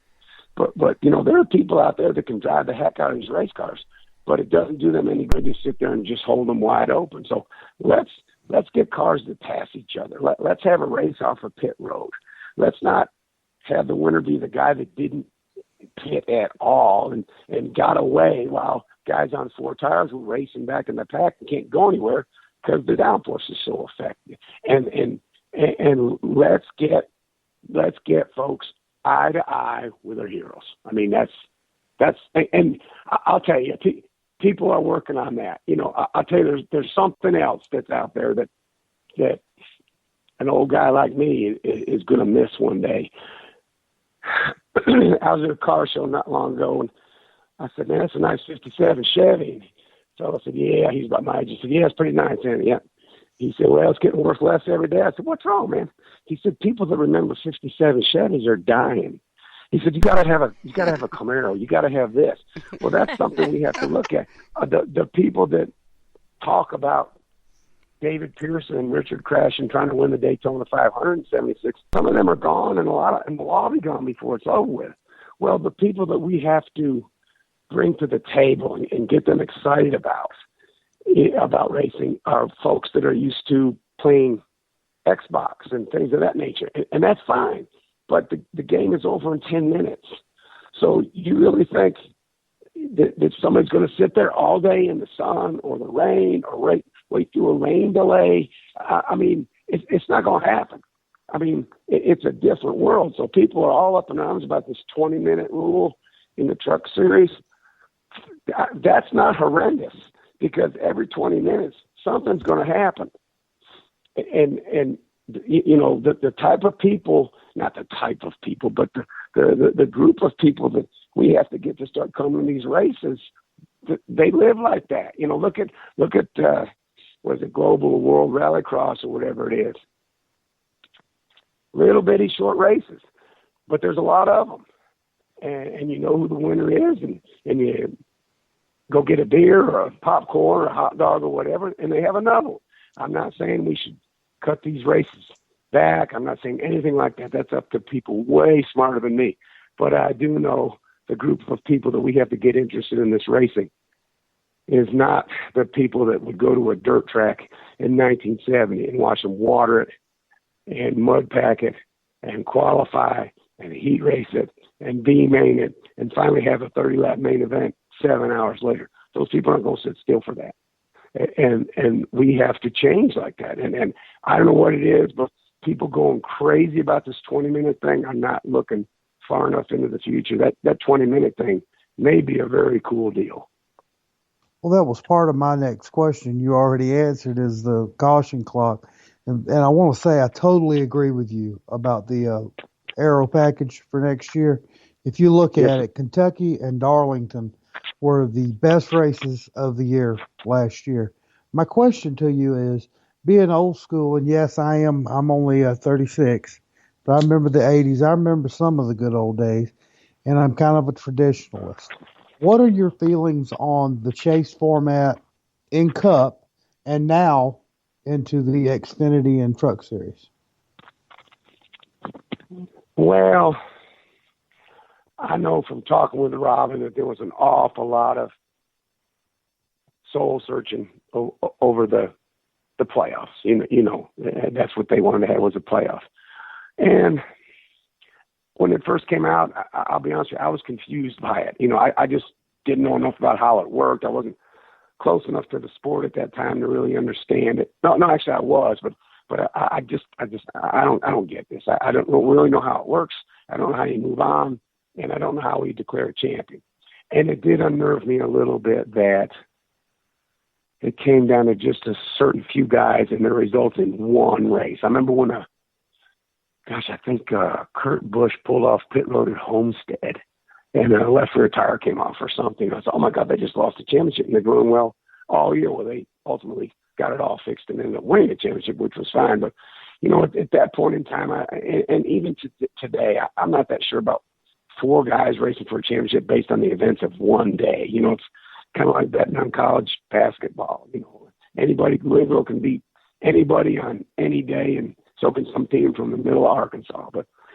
But I will say that week in and week out at the grocery store, which is my new way of measuring what people are saying, but Speed Sport News doesn't come out every week. But you can stand in line at the local grocery store, convenience store, gas station, whatever. And in the current chase format, people will say, "Ooh, this is the week Junior's got to go, ain't it? He's got to win now because he's behind in the points." So, in my eyes, it has brought some notoriety to the sport that maybe the old system you wouldn't have had if somebody had a huge point lead. Now frequently it wasn't a huge point lead. So, did it need that big at 6? And I don't know. It might have needed a little bump in its staff, but by the same token, by the silly way I measure things, and that's people talking about it, I think, I don't know about the first 2 races of the elimination round, but the 3rd race, everybody's talking about it, and I think that's probably healthy. Yeah, the chase, it seems like people are on the fence. It's about 50-50 split, I think.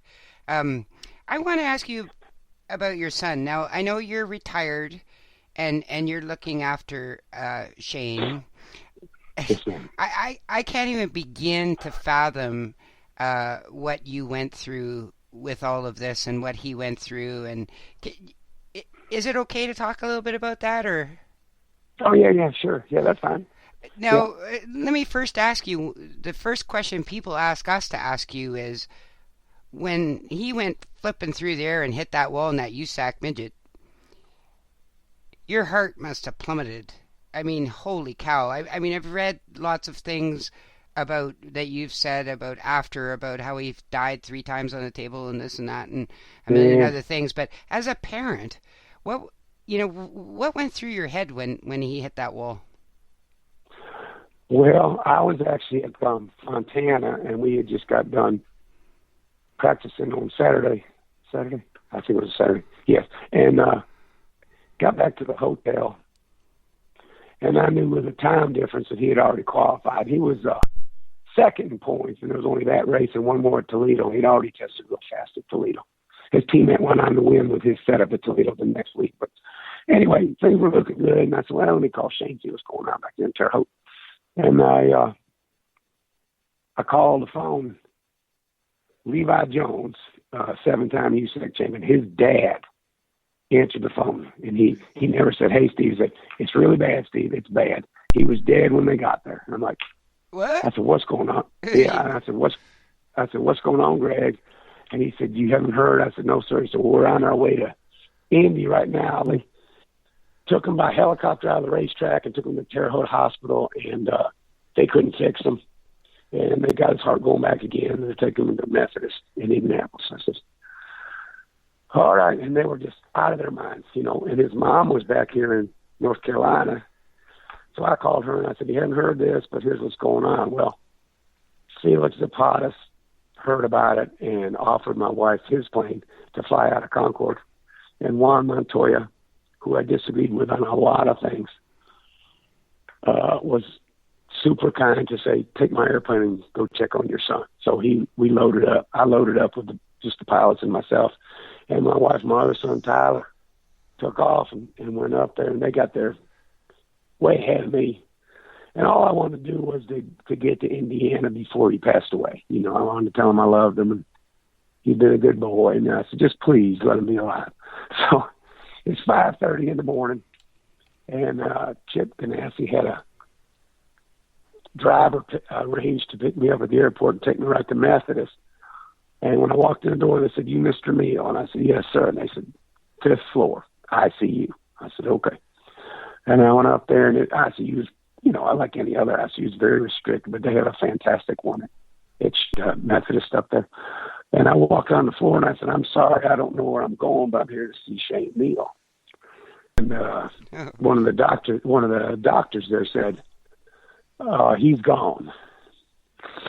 And I said, "Oh, man, I was kind of hoping I could make it to see him before he passed."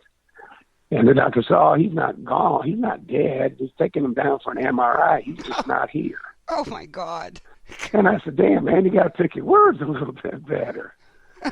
And he said, Jesus. So they brought him back from the MRI. The Sunday morning, the sun's coming up now.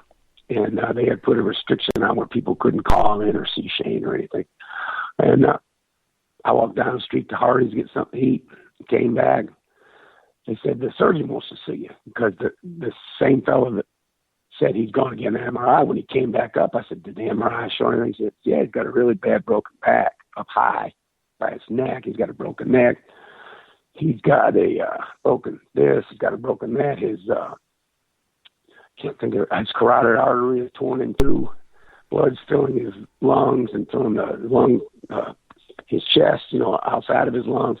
He's in pretty bad shape, but he should live." I said, "What about his spinal cord?" And that doctor said his spinal cord's fine. And I said, "Okay." So this is 6 o'clock in the morning. About 9 o'clock in the morning, they said, "Here's who's going to operate on your son. He's going to take 2 operations, one today, one tomorrow. They're going to put 2 17-inch rods in up here and 2 11-inch rods down there to stabilize him." I said, "Okay, well, but he's not hurt." I said, don't limit his, you know, fix him where he doesn't limit his head movements." Well, I had become good friends with one of the IndyCar doctors, so I called him. I said, "This doctor, is he the best guy?" He said, "Yeah, he's the best guy. You're in good hands." Are you still thinking at this point in time that he's going to walk again? Yeah, because his spinal cord wasn't hurt.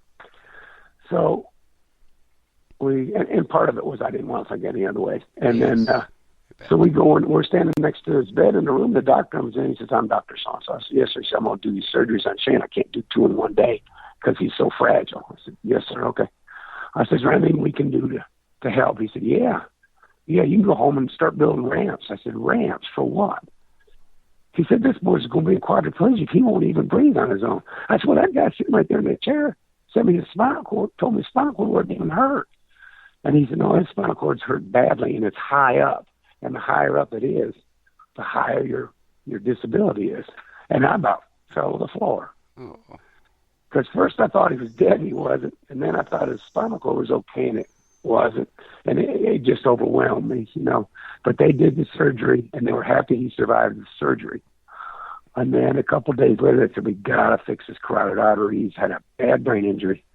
His lungs aren't working. His diaphragm doesn't work. And his bones are patched, but he's not getting blood in all the right places." So, okay. So they went in and started to do it, and he died. So they brought him back up. 2 days later, they tried again, and he died. 2 days later, they tried again, and he died. So this is 4 times he's died. That's not good. So finally, the doctor said they were going through his groin on his right side because the artery was on his right side. They said, "Well, we've got to put a coil in this carotid artery or he will not survive."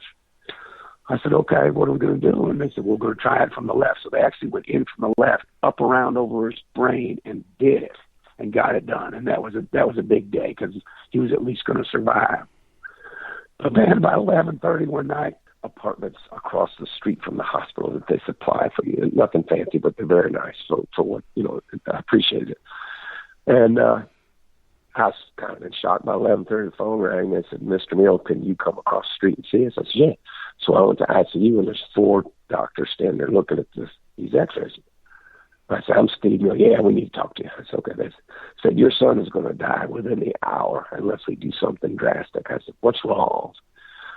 And he had, I can't think of the name of it. A basal fracture.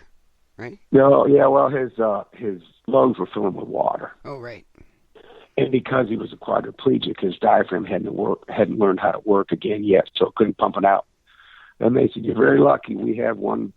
We're the only hospital in this state that has these fancy beds." They said, "You want to pay for it?" I said, "Yeah, whatever, man."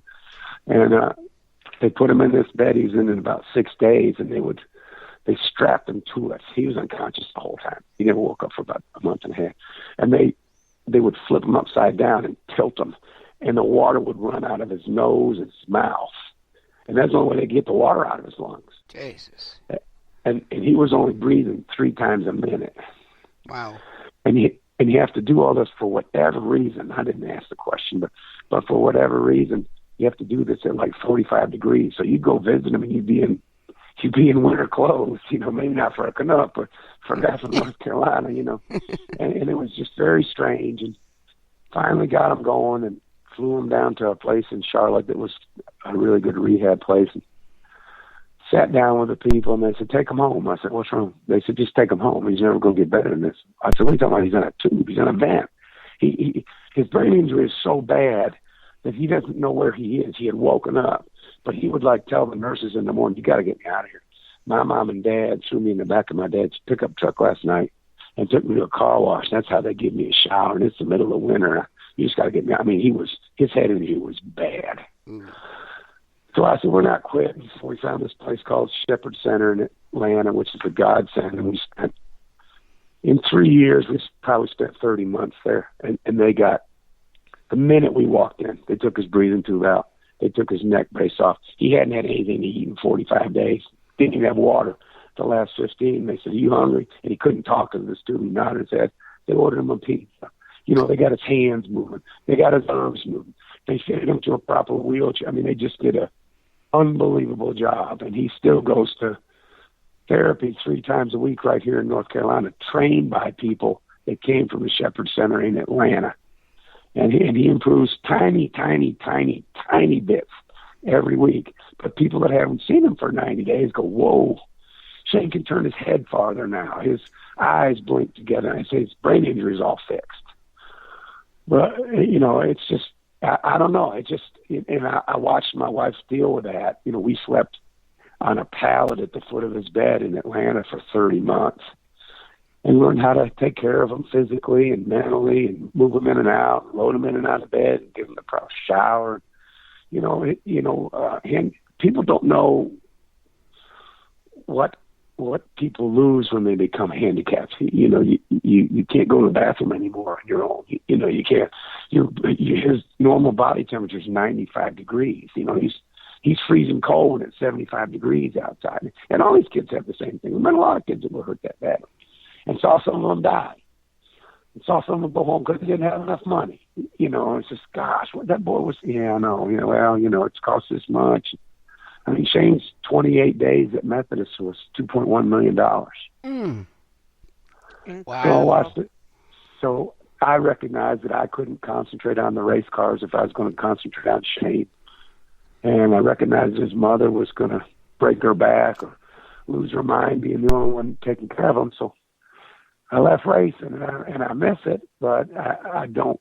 I owe that to my son. I owe that to my wife and his brother. I just got to take care of my kid. So he still has his USAC midget team. We just came back from the Chili Bowl last week. We still race throughout the Midwest all summer. He has a van he drives. He has his own house. We have ramps set up for him everywhere. We have showers for him. He's well taken care of. And it's the thing that worries me the most is making sure when I pass away, he'll still have that. So what I'm building now, I have a trucking company. My wife has her own home health care business. They're working very hard on that to make sure all that will live on after us, because we've been fortunate and we have a good amount of money in the bank, but I never want him to not have something because he didn't have enough money, So that's what we're working on right now. So that's where we're at with him. He's one wonderful fella, love him to death, made a lot of mistakes in his life, and we all did. Unfortunately for him, his were all public. But, toughest guy I know.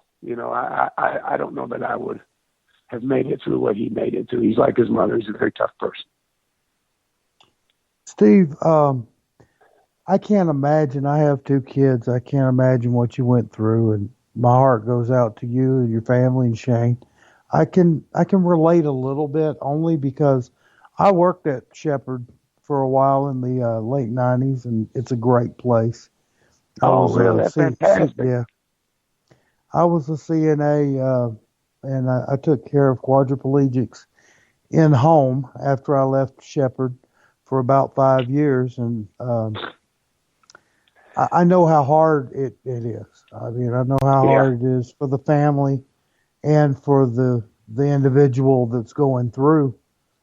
You know, it's turns your life completely upside down. And well, I watched Sammy Swindell at the Chili Bowl last week, and he's always the dominant guy there. His face is gray, his eyes are sad. You know, it's just. And I tried to talk to him. I said, Sammy, you know, it's not going to get appreciably better. You have to help. You know, and I did a terrible job for. You know, we're 5 years into it with Shane. We hope every day things will get better, but we're preparing every day for things to not get better. And, you know, you just thank God for my wife. You know, she's made me tougher, and I'm still not tough enough yet. And Sammy has a long, long ways to go. And I'm not saying that out of disrespect. I'm saying that I understand how much he cared about Kevin, you know, and still cares about Kevin. And it's hard. You know, I've been around a lot of injured people since being at Shepherd, and you have too, buddy. And it's just, you watch it drains the life out of everybody around, and it's very unfortunate. Still very strong in my faith. Looking forward to where we all end up next, and hoping that nobody gets hurt like that ever again. Well, Shane, I seen Shane on TV. I think he was there at Bristol, working with a young driver. Yeah. Who? Yeah, I saw. Can you tell us a little bit about that?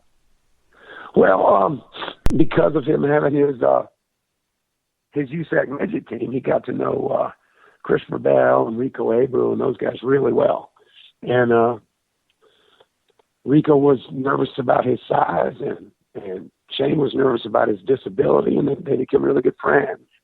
And when Rico decided to go K&N racing, he called Shane and said, "Man, I need some help." And we went to Bristol, Richmond, Greenwood Pickens. Went to a number of races early in the year, and it became obvious that Rico had the hang of it, and we stopped going and concentrated on our dirt racing up north all summer. But he's helped.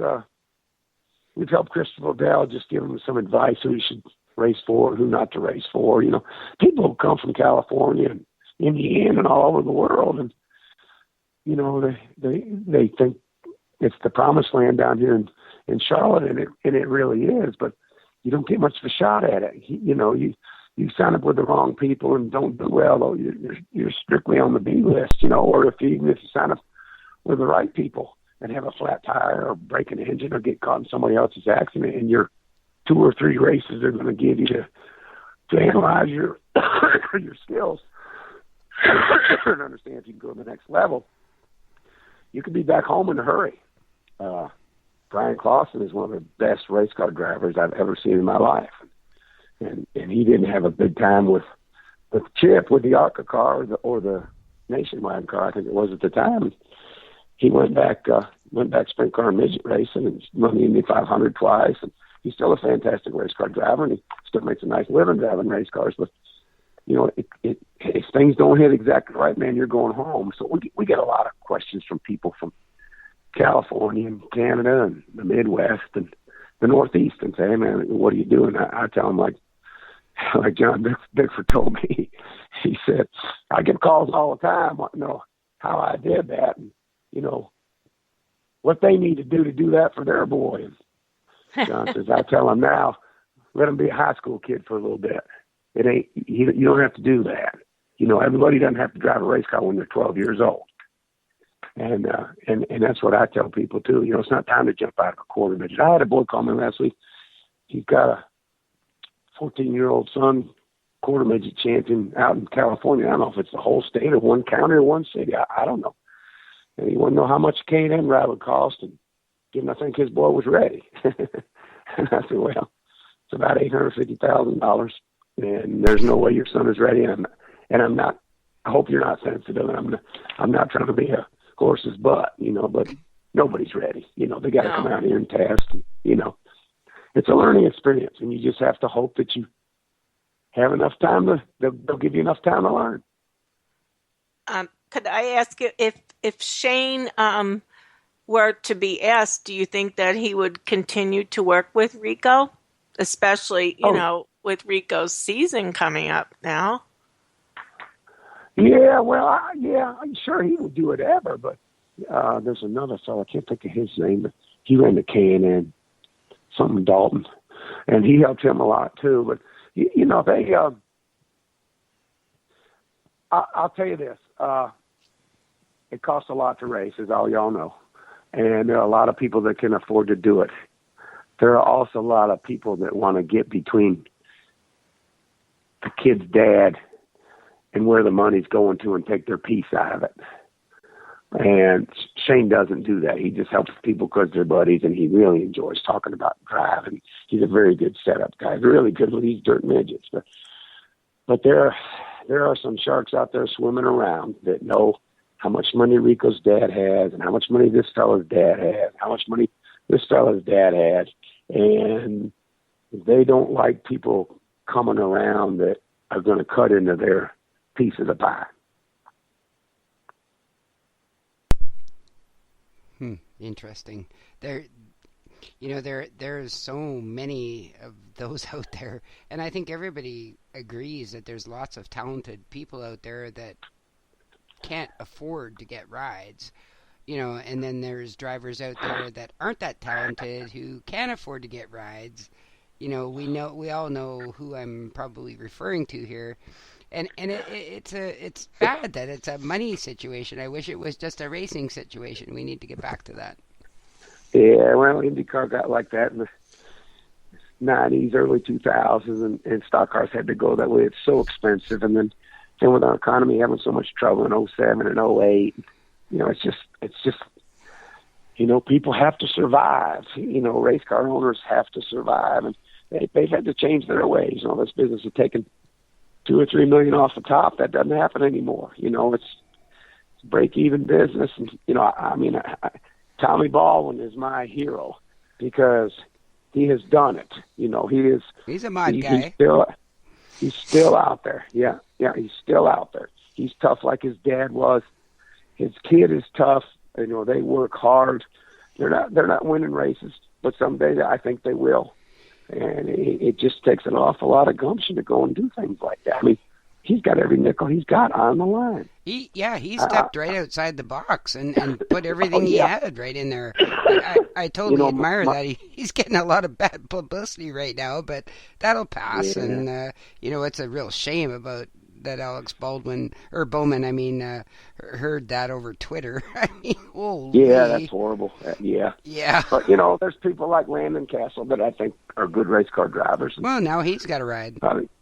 Yeah, oh yeah, yeah. But see, that whole Mike Hillman thing, that, he was like Tommy, he had every penny invested in it that he had, and come time to get a franchise, and he wasn't eligible because he hadn't tried to qualify for all the races in 3 prior years, and I mean, he's got nothing. Yeah. Yeah.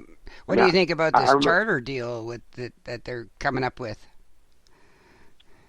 Well, I think it's an honorable thing to do. I remember Elmo Langley selling, I don't think he sold his shop, but he told me he sold his tools, his truck, and his race cars. A lifetime of work, late 50s to mid-90s, maybe mid-80s, $56,000. And you look at Bud Moore, what he did, to not be able to somehow recoup what you've spent your life doing, So I think it's a very honorable thing they've done. I was very worried about the Wood brothers. They need to be there. That had me shook up, but I think they've got all that worked out.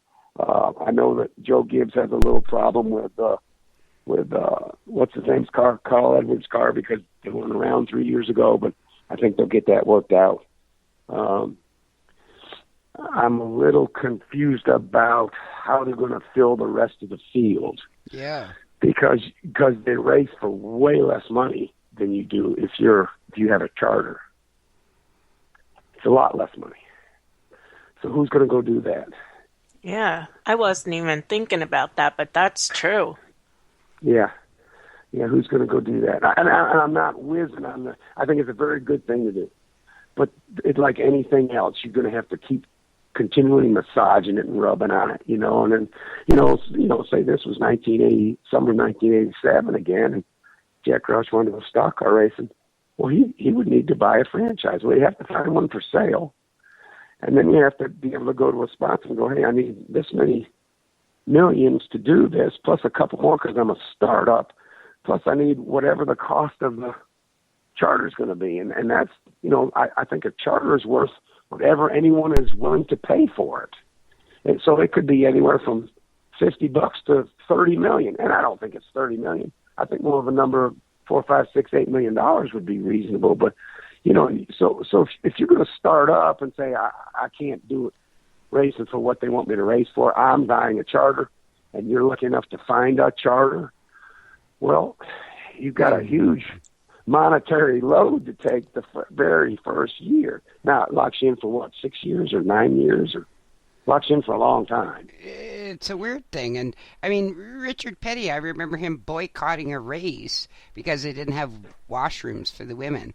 I mean, Isaac, today, into the Hall of Fame, I mean, he tried to get the mob in there to help. I mean, race car drivers and teams have for years been trying to protect their livelihood, so to speak, because NASCAR is the be-all, end-all. I mean, Tony Stewart recently just called out Brian France for being so aloof, from the real get down in the pits and talk to the drivers kind of deal.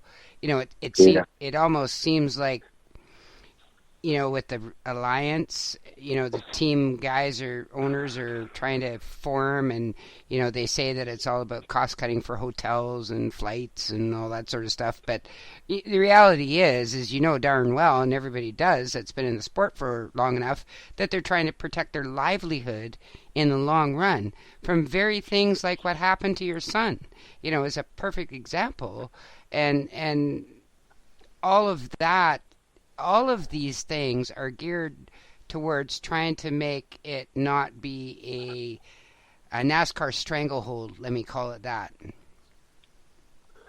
Yeah. Well, I think at one point in time, Bruton probably thought about starting his own series. He had enough racetracks. He did. And he was going to do this and going to do that. But, NASCAR's been around a long time, and they know how it's done. And, some days, God bless them, and some days you're cussing them, But the truth is, they've laid out a way of life for us to live, and it was very good for a number of us, and still can be for young people that are doing it right now. I don't like that technology has taken over so much, but I'm talking on a cell phone right now. You know what I mean? So, yes. So you can't take advantage of one and be mad about the other. I don't like the simulations. I don't like. I'm more of a short track racer kind of guy. But I'm sure when I came along in 1974 and was going to the wind tunnel out with the Petty test team, just me and Richie Bars, I'm sure Bud Moore, who had been around forever, didn't think that was a really cool idea either, because all that was going to do is cost him more money. So, it's all about perspective. The whole thing is putting butts in the stands.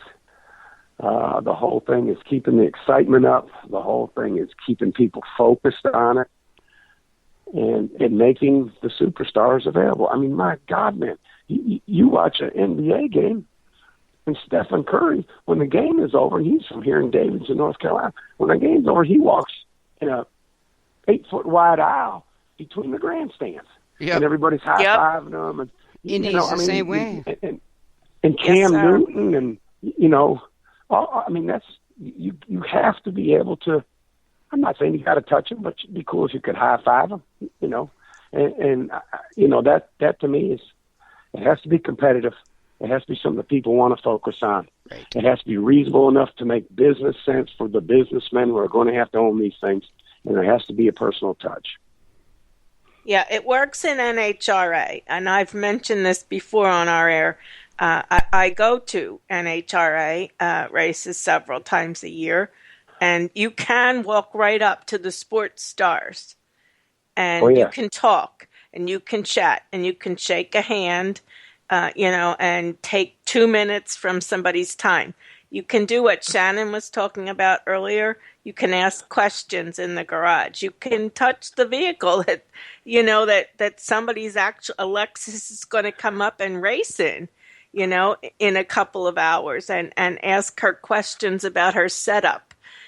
It's just, that's what my ticket gets me when I walk into Englishtown.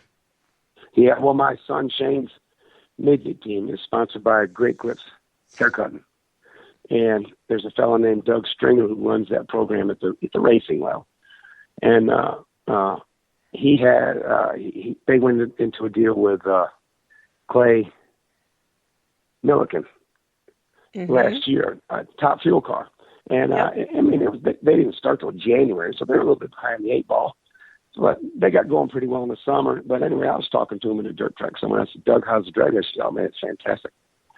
And I said, well, you've had a hard time. I said, man, I hate that for you. He said, oh, it don't matter. He said, no, we all want to win. Don't get me wrong. He said, but it doesn't matter. I said, what are you talking about? They don't pay everybody the same. He said, no, it doesn't matter. I said, what's the deal? He said, well, we have the hospitality trailer right next to the race car trailer. And he said, we have people come in from Great Clips, and they're sponsored by an auto parts company, too. And he said, it's an event. I mean, they sit there, we feed them, the drivers come talk to them right while the work is going on. They're looking literally 10 feet away. The guy's bolting the blower down and firing up a nitro motor and all that stuff. He said, hey, those people don't give a darn how we end up racing. Now, they would love to win. It'd be really fun to get the picture taken. But they're close to something that they've never been close to before in their lives, and they're going to go home and talk to their friends about it, and talk to the other stylists at the hair salon, and talk to the other parts guys at the parts place. And he said, it's a home run if we don't make one pass. And that kind of access, I don't think you can get in NASCAR, but we got to work our way towards it. Yes, yeah, there has to be a way. I mean, I think one of the ways that it could work is at the lower levels. If you just took it at the Xfinity level and the truck level, I honestly think you could fill the stands up again. Yeah, you could be. I'm telling you, man, when that gate swung open in Atlanta in 1967, I was 13 years old, and I was headed for the infield. I was going to see some race cars and some race car drivers. Well, it was the best. It was the best day probably of your whole life, right? Oh, it was fantastic. Yeah, it was just fantastic. And I think we need to get back to that. And we talk a lot about that on our show because we like to interview a lot of history guys, and so many people talk about what's wrong with NASCAR nowadays, and unfortunately NASCAR is listening, but to all the wrong people, and I think that's where we need to get to, is to have it that you care about somebody, you're passionate about them, you love them for whatever reason, it doesn't matter, but in order for you to be able to feel that way, you have to have a connection with them, and it can't be on social media because those guys are they're way too big. Dale Jr. once tweeted me back. My Twitter blew up for a week. It was like crazy. People retweeting these tweets. I had to turn it off. It was just nuts. I mean, that's not the kind of interaction I want to have with Jr. or anybody else for that matter. I just want to sit down with them and say, when you were going into corner 3 there and you got a little loose, what do you think was the problem there? Did you hit the seam, or was somebody taking the air off your back end? Like, that's what I want to know, and that's what true race fans know. And I think trying to appeal to these young guys, like you say, Xbox, the game's over in 10 minutes, they're going to have to go about it in a different way. If you go to a racetrack, the average age there is 50. It's not 20. Oh, I know. I'll never forget, when people used to come regularly into the infield, 70s and 80s, when the race was over, one of the biggest questions they'd ask is, what do you guys do in the winter? There's no race. And like, oh man, we work more in the winter. than we do in the summer, getting everything built for next year. But, the people need to be able to ask those kind of questions. They're not stupid questions. You know, I mean, how many times have us old people shown folks, hey, show him. We'll show how you do those lug nuts on the wheel. Then can you take them on the car and show them that the end of the stud's machined off so it won't knock the nut off the wheel? Just little tiny things that somebody knows and wants to talk to somebody about and thinks, or thinks they know, or doesn't know anything and just says, man, can you explain to me how you do this? Well, it's just like this. Oh, okay. It's like showing somebody how a magic trick worked.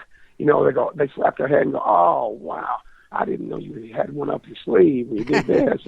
And you know who teaches people that? Your parents, right? Your parents are the ones. My parents were the ones that took me to the racetrack. When I was in my pajamas, every second Saturday night we'd go to the racetrack. I'd be in my jammies, right? Sitting there watching Junior Hanley, who you might even know at Pinecrest Speedway. I know Junior very well. Famous, right? And that instilled in me racing. Now, there's the secret, Brian France, is make those parents bring their kids to the racetrack and get that passion going. The passion going was when my dad took me down to the pits and said, oh, this is my little girl, she loves racing, to Junior Hanley. It was like, wow. That, I'll never forget that as long as I live. And it instills in you a love. You can smell the tire rubber. Oh. You can hear the radiator cooling down. It's kind of tinging, and the headers are hot. People need to see They need to feel it. The exposed part of the racing. You know what I mean? They need to get close to it. Now go home. When people learn something and they're passionate about it, they're going to talk to somebody at work or the grocery store or the film station or whatever, and that gets other people interested. Man, that's pretty cool. I didn't realize it worked like that. If you're going to go again, I'd love to go with you, and you have to have that. Word of mouth is the greatest thing. Exactly. If somebody is excited about anything, soccer or curling or whatever, curling. People go, well, nobody can get excited about curling. Come on now. No, I wouldn't either. My husband curled the first 10 years of our marriage, and I tried my damnedest to like it. It was like, my God, you're lucky you made it to the 11th. Oh, wow. Yeah. That's a Canadian sport that I just couldn't. Oh, yeah. I mean, I was born on skates, man. I wasn't born with a rock in my hand throwing it down the ice. I was born with a hockey stick in my hand. I understand. Well, something before we write this off and close it up, and I got to tell you, I know you're sick, and I really appreciate you hanging in there, and I know you're snorting and coughing away there, but I'm not sick. I just got a cough. Yeah, I'm fine.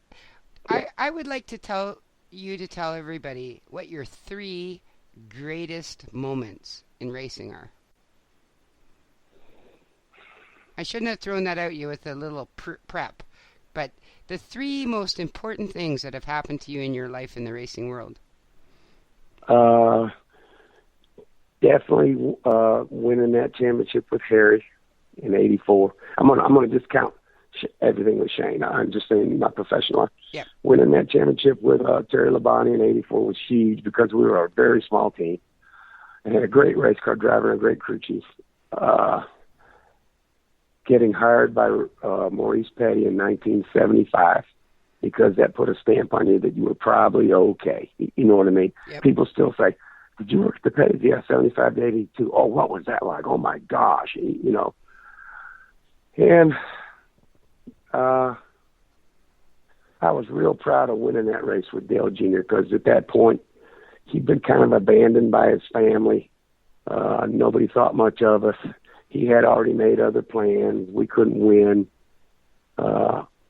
He knew where he was going. He didn't think he could win that race. He was frustrated with me for putting 2 tires on. And when it was all said and done, that kid proved he could do it. And he didn't need 4 tires. And that meant a lot to that young man. Interesting. So you've spanned the generations there from Maurice to Dale Jr. Everything in between. Yeah. Who are your still current friends that you look up to, or like obviously Robin Pemberton is important to you? You Yeah. mentioned him several times because you went to school with him. Who else Yeah. is in that list? Well, Mike Hill, he worked at Juniors forever, and he's actually on the Grand Am team that wins the 24 hours and won the championship last year. Wonderful guy. We just Richie interviewed Bars, him, Mike Hill. Yeah. Did you? Yeah, Yeah, Mike Hill's the best. he was awesome. I mean, he's just the best. Really good guy. He was a great interview. Yeah, Richie and Les Bars. You know, they were a couple kids from Chicago that worked at home and Moody and went to the Petties in 1970. They took me under their wing in 1975 and taught me a lot of stuff. And, you know, there aren't all. I don't know that many people who continue to do it because I've been out 5 years and it's changed a little bit. And I never knew Chad Knaus that well, although he's a fan. You know, he's a great racing mechanic. Ray is a great racing mechanic. But you know, people like Dale Earnhardt that taught you stuff. He, told you, hey man, we're going to Ontario, California. It's almost a desert. It's cold in the mornings, so bring a sweatshirt. Don't be an idiot just because you think you're going to Southern California. I know you're 19 years old, but you know Dale taught you as much about how to pit a race car as anybody possibly could. But he also taught you how to go do things correctly. You know, pack your bag right, and not be stupid, and not be out half the night. Be respectful. Important people like that mean a lot. Bud Moore always looked out for me. I don't know why. I guess what they say, the Lord looks after drunks and something else, and I guess Bud looked at me as that. But he'd see me struggling. He'd come over and say, "Put these springs in your car." And they wouldn't necessarily win the race, but you could run a fifth with them all day long. Just the older folks. I appreciate the older folks, and I respected the older folks. And I'm not saying I disrespect the young folks. I just don't know them and don't really have a personal connection with them.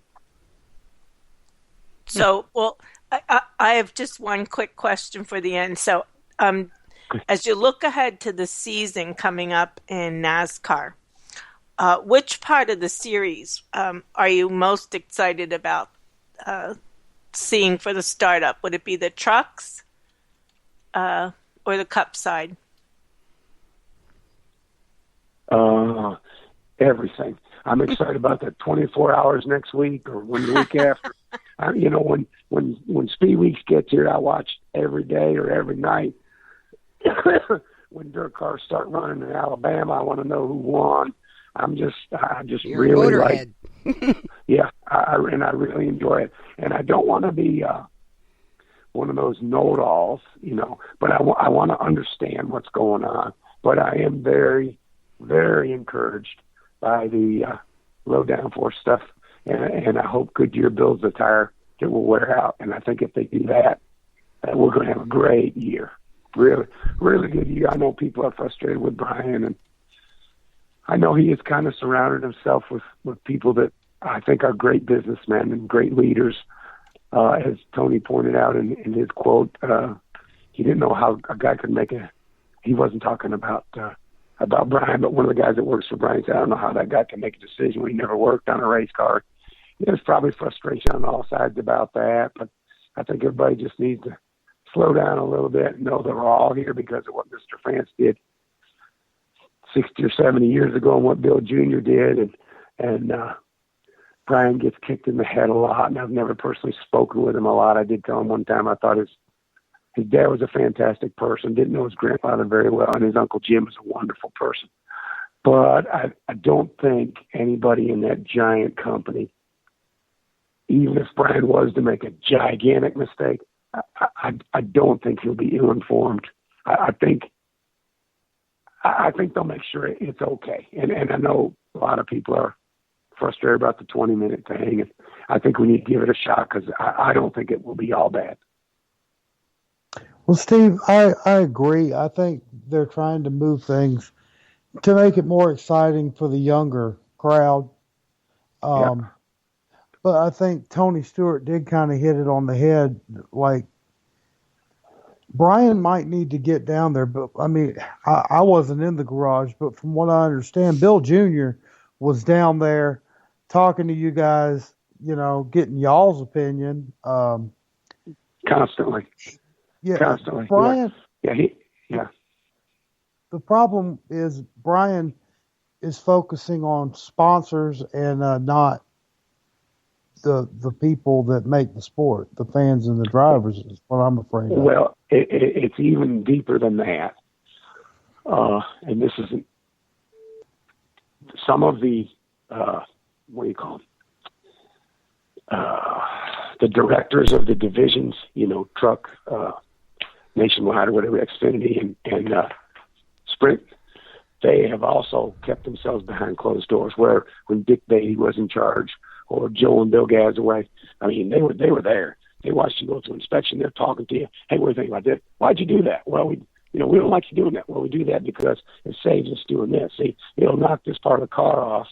Or we made these panels here out of aluminum inside the crush panels so it doesn't tear up the wheel panels. Oh, okay.